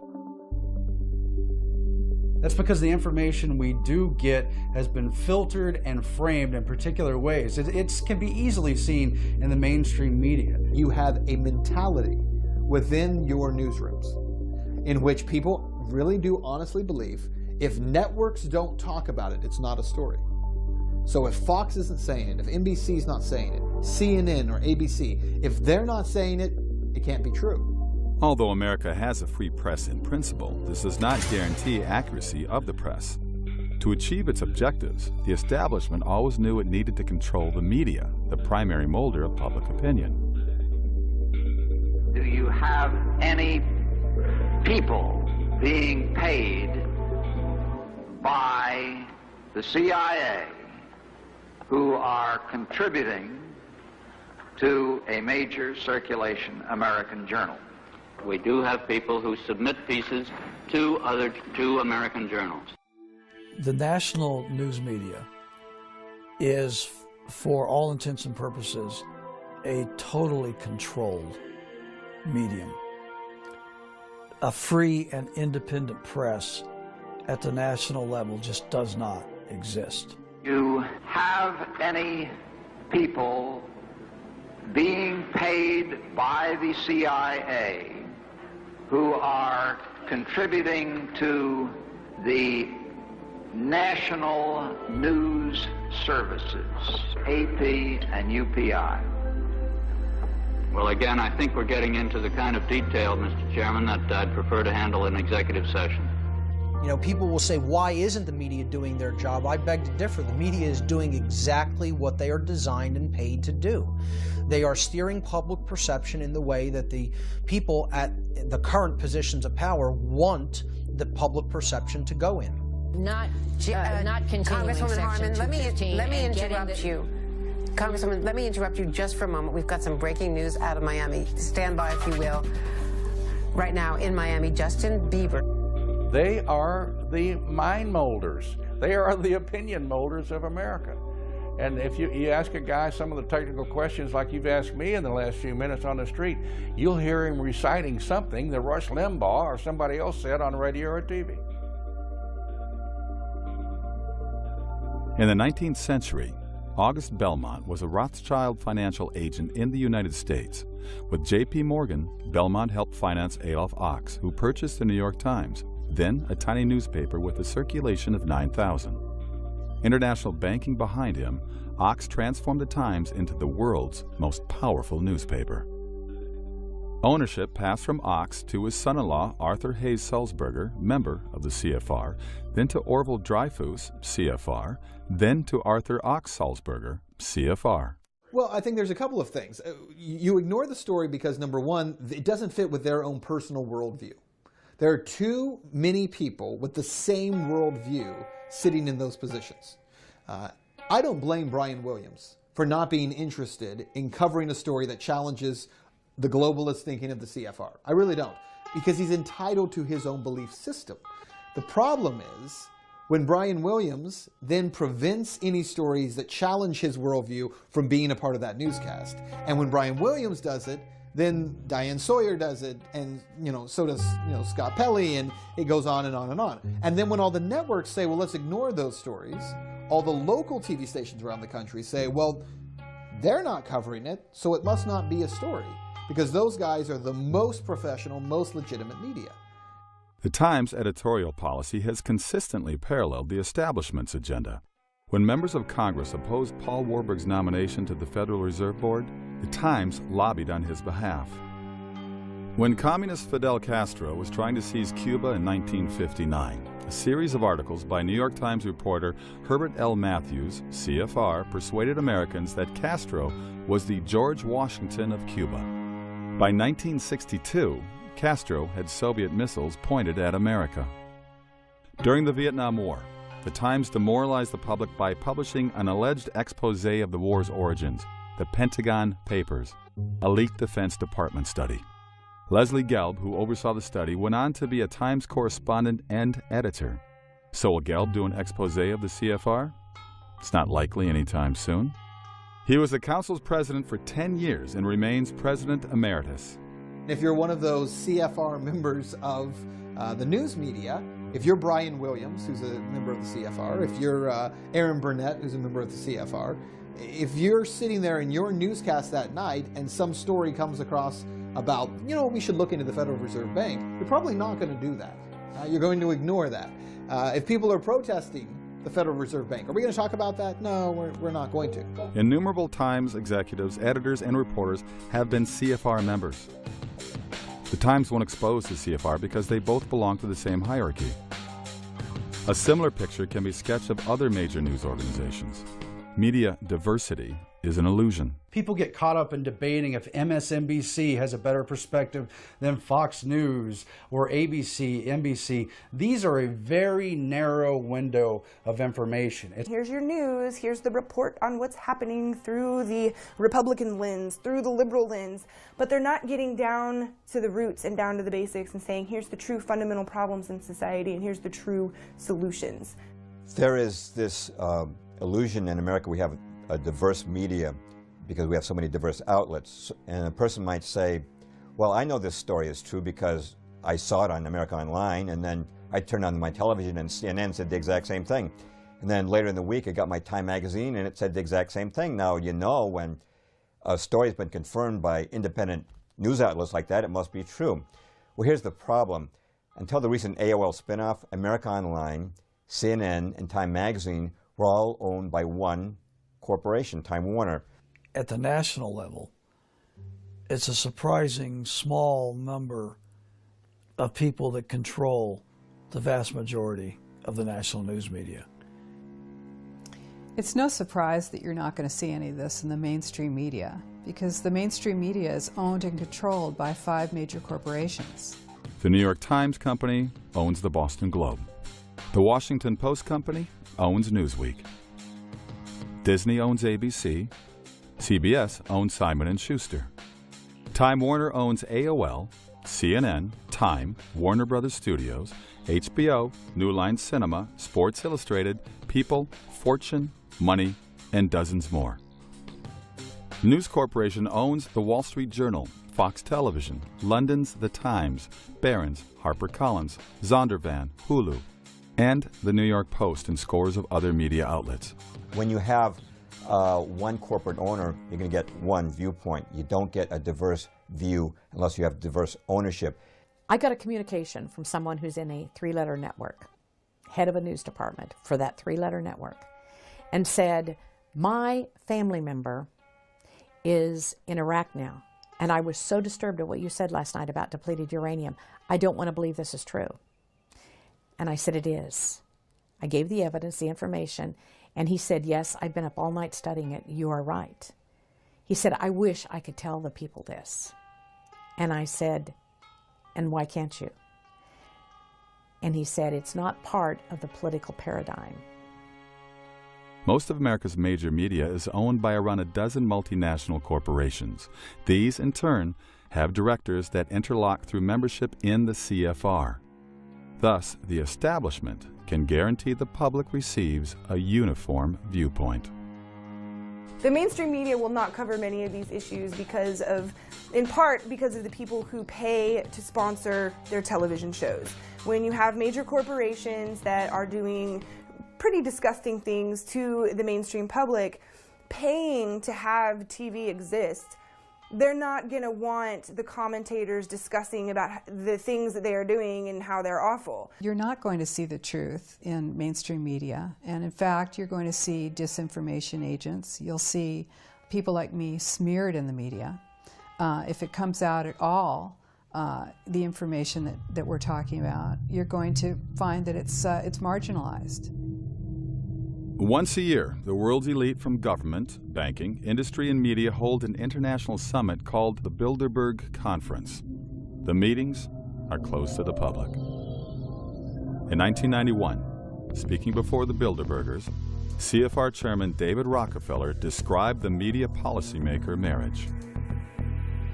We are grateful to the Washington Post, the New York Times, Time Magazine, and other great publications whose directors have attended our meetings and respected their promises of discretion for almost 40 years. It would have been impossible for us to develop our plan for the world if we had been subject to the bright lights of publicity during these years. But the world is now more sophisticated and prepared to march towards a world government which will never again know war, but only peace and prosperity.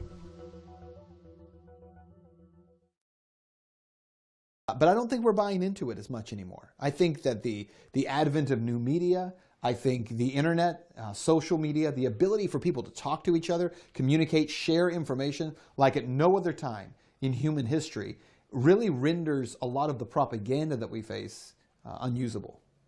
It's very tempting when you look at the short-term trends in the American government and the application of technology in organizations like the NSA to think that we're heading towards a totalitarian surveillance state. But technology is fundamentally empowering, and with all the technology that's on the horizon right now, we see Google Glass as an exciting innovation, but really just scratching the surface of what's about to happen with computers in our brains, if not just in our contact lenses, or better integrated with our lives in general, and the profusion of cameras in society. These are good things in and of themselves. The question is really who controls these technologies. And it is scary when government controls these technologies, but I'm very confident that technology also empowers greater awareness and is going to lead people to realize that non-coercive, voluntary, peaceful relationships are superior to violent, coercive ones that are the reasons we have to be afraid not of the technology itself, but of the application of it. So it's really important to be aware of that distinction when fighting back and making sure that we're not making people afraid of the technology itself, but that they know what is correct to be afraid of, which is the government control and usage of these technologies as mechanisms of greater control. But the technology fundamentally empowers us to better control our world, our environment, to be more empowered human beings as individuals, and that is a great thing to be celebrated. If anything, is going to lead government to be obsolete. We are the individual people of the United States. We need to exercise our rights. Nobody's going to come in on a white horse and rescue you or save the day. This is your job. This is an informed electorate's job. It's our job to inform our elected officials that we refuse to be a part of this plan.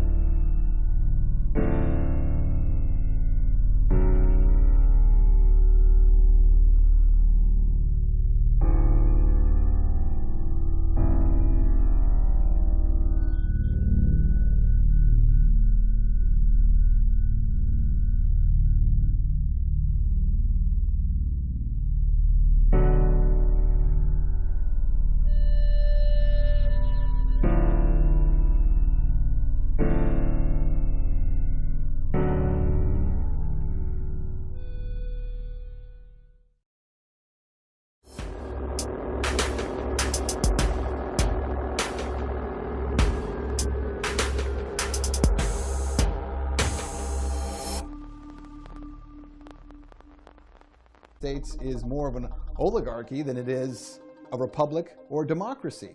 Why? Because the public has no say in the policies and in the system that's been set up by politicians. Go back to 2008. Financial crisis is going on. Henry Paulson, U.S. Treasury Secretary. Where did he come from? Goldman Sachs, right, CEO. Gets in front of the American people and tells us that he's going to save us little people from the problems we have in the real estate market. But in order to do that, we have to bail out the too big to fails. Too big to fail. 4 words. Shows you who's running the country. Capitalism, there's no such thing as too big to fail. It's fascism. It's a multinational takeover. We bailed out the banks. It's the unseen people that I'm more concerned about, really, because there's got to be someone, somewhere, that creates the agenda that all these people must follow.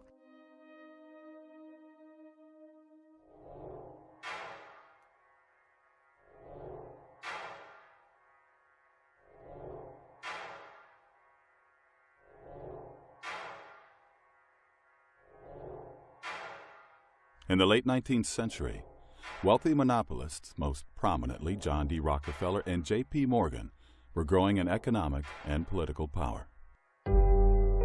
Americans were increasingly alarmed at Wall Street's domination of both the Democrat and Republican parties. This led, in the 1890s, to the formation of the grassroots Populist Party. The Rockefeller-Morgan axis decided to distract Americans with a new enemy, Spain. The choice was not coincidental.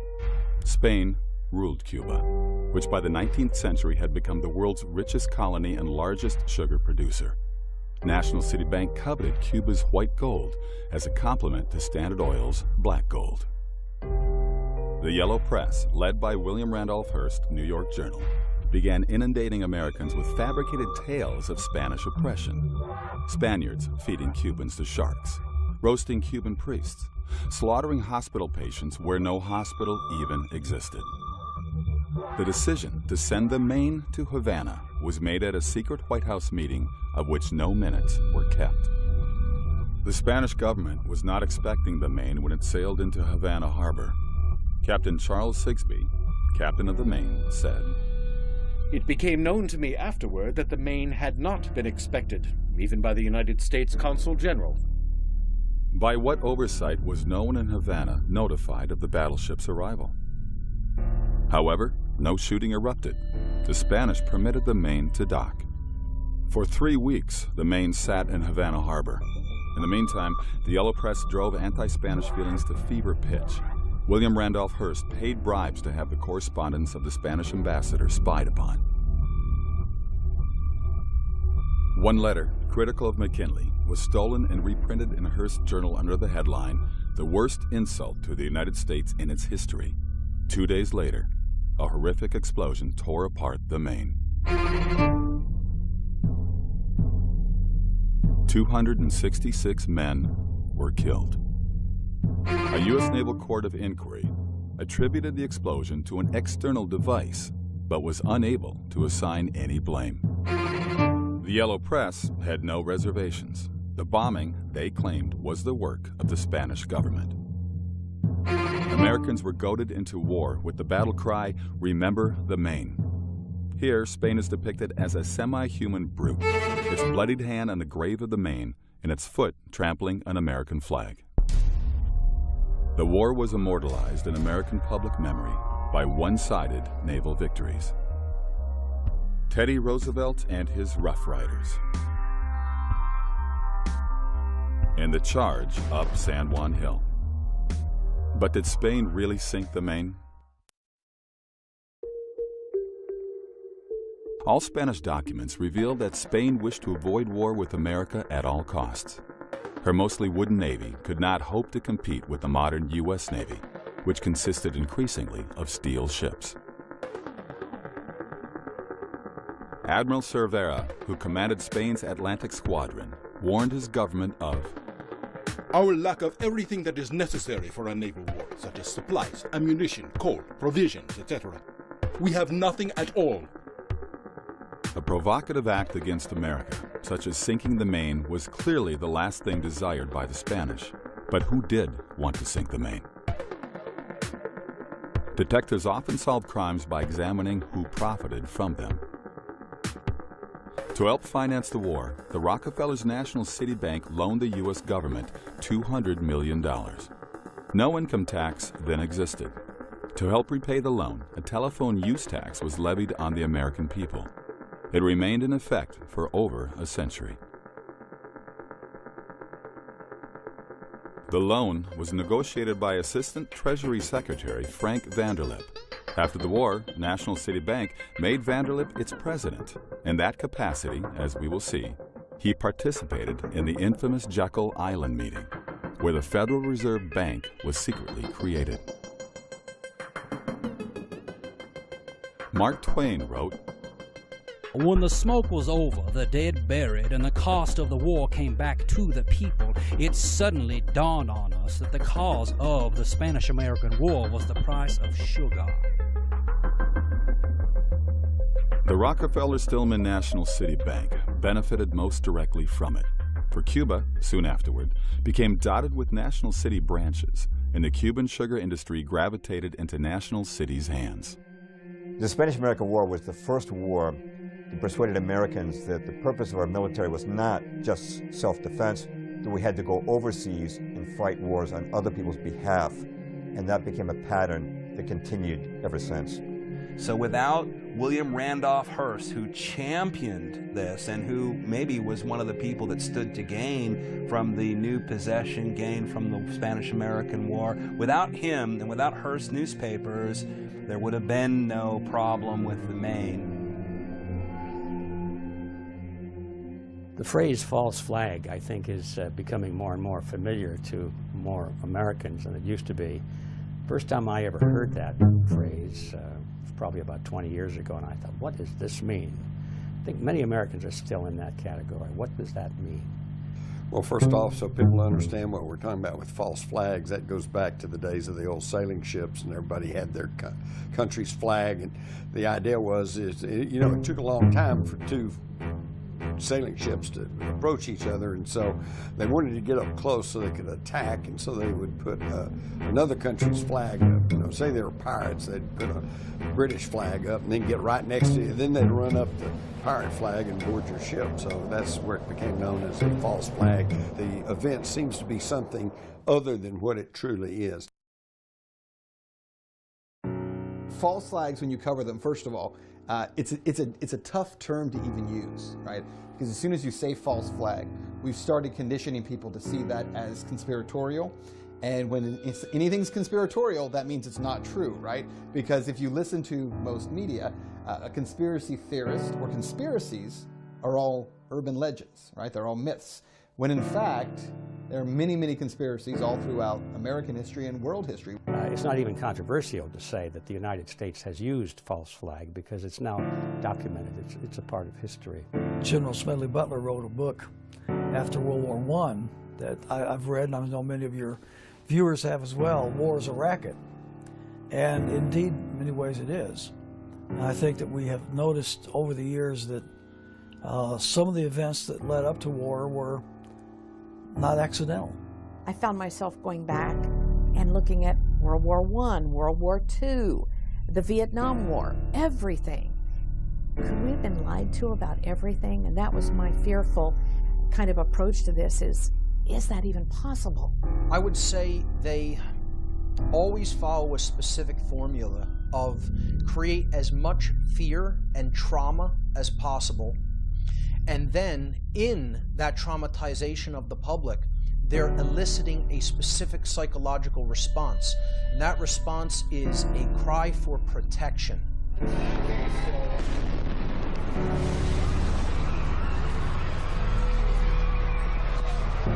False flags have always been necessary to generate the kind of fear of outsiders or the imagined enemy that governments need in order to support the ridiculous policy of war in the first place. Stage one is brute force. Stage two is staging something or creating an external enemy so that you then become the rescuer and people do what you say out of sheer fear. And then stage three is really getting to the point where you don't even require enemies any longer, where you can simply convince people through psychological manipulation to do the thing that you want them to do.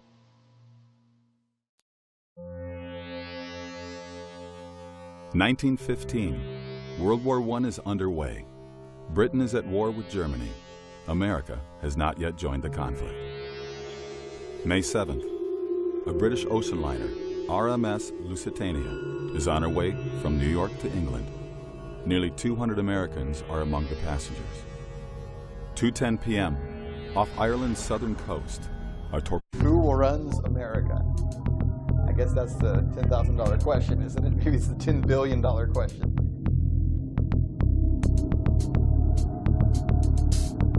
America and most countries of the world really are run by a very small percentage of the population.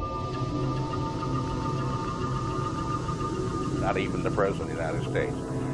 It's the money men.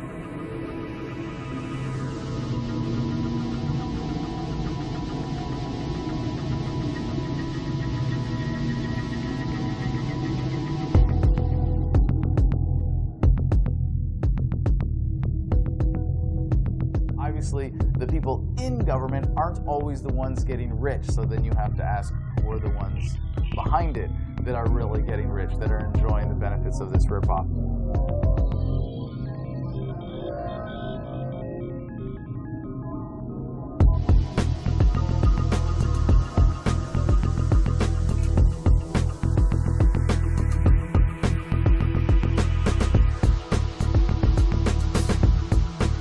What happens if we slice through the back of that system?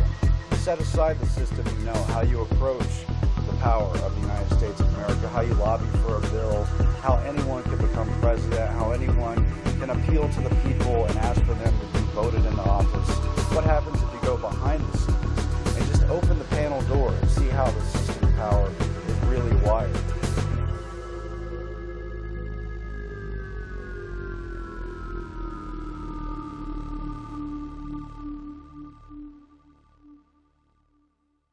The interests of the American public have no bearing in the direction of the country, in the policy decisions. It doesn't matter which party we're talking about either. Republicans, Democrats, it's all the same thing. There's no voice for the people. I think we're being controlled by a relatively small group of extremely powerful individuals that are pretty much pulling the strings behind both major parties, as well as the economic and financial institutions. We're supposed to have the people being represented by the Congress, and this is a check and balance system. But instead, you have all branches of government owned by major corporations. The folks who run America are the people who operate behind the scenes to make sure that the person who is in the seat of president and Congress and the people who we elect are the people that will do their bidding. I think what you see is what it is. And who runs America are the banks and the multinationals. It's as simple as that as I see it. And they're the ones that have made all the decisions that have put us in the place that we're in now. In 1937, Ferdinand Lundberg, who'd been a writer with the Wall Street Journal and other financial publications, wrote a book called America's 60 Families. And in that book, he documented that the country was being run by an oligarchy of the wealthiest families, including the Mellons and the DuPonts and the Morgans and the Rockefellers and the Warburgs. And he showed that they were running the country as an invisible government behind the democracy that we see upon the surface. In fact, a study by Princeton University has come out saying that the United States... Torpedo from a German U-boat strikes the Lusitania. More than 1,000 on board lose their lives. On both sides of the Atlantic, the public is told the Germans sank the Lusitania simply to kill women and children. The tragedy fans outrage and moves America closer to declaring war. In propaganda, Germany replaces Spain as the ape. And because nearly every conflict the U.S. has been involved in the 20th century has been based on a false flag pretext event, and the Lusitania is no different. That's how they got us into World War I. At the time, statesmen, senators, the American people in general wanted to mind their own business. They had a great industrial engine inside the United States. They were able to freely trade throughout the world and had no reason to engage in World War I. It wasn't their business. But unfortunately, the moneyed powers had other interests at hand. At that point in the war, passenger ships and merchantmen were being armed. They'd been given orders to ram submarines. The submarines had no choice but to fire without warning. Why did the Germans really sink the Lusitania? Because her hull was loaded with munitions. 6 million rounds of rifle ammunition, over 50 tons of shrapnel shells, and more than 60 tons of military explosives, including aluminum powder and gun cotton. The Lusitania was struck by a single torpedo, followed moments later by a massive explosion. The mighty ship disappeared beneath the waves in just 18 minutes. At the U.S. hearing investigating the incident, a critical piece of evidence went missing. President Woodrow Wilson ordered that the Lusitania's original manifest listing her munitions be hidden in the archives of the U.S. Treasury. Even more significant, evidence the Lusitania was deliberately sent to her doom. The Lusitania was hauling munitions to the British. that were going to be used against Germany in the war. And so the Germans took it out of the game. Prior to the incident, Winston Churchill, then head of the British Admiralty, had ordered a study done to determine the political impact if the Germans sank a British passenger ship with Americans on board. President Woodrow Wilson's top advisor, Edward Mandell House, was in England at the time as Wilson's emissary. In the morning, on the day the Lusitania sank, House met with Edward Grey, Britain's foreign minister.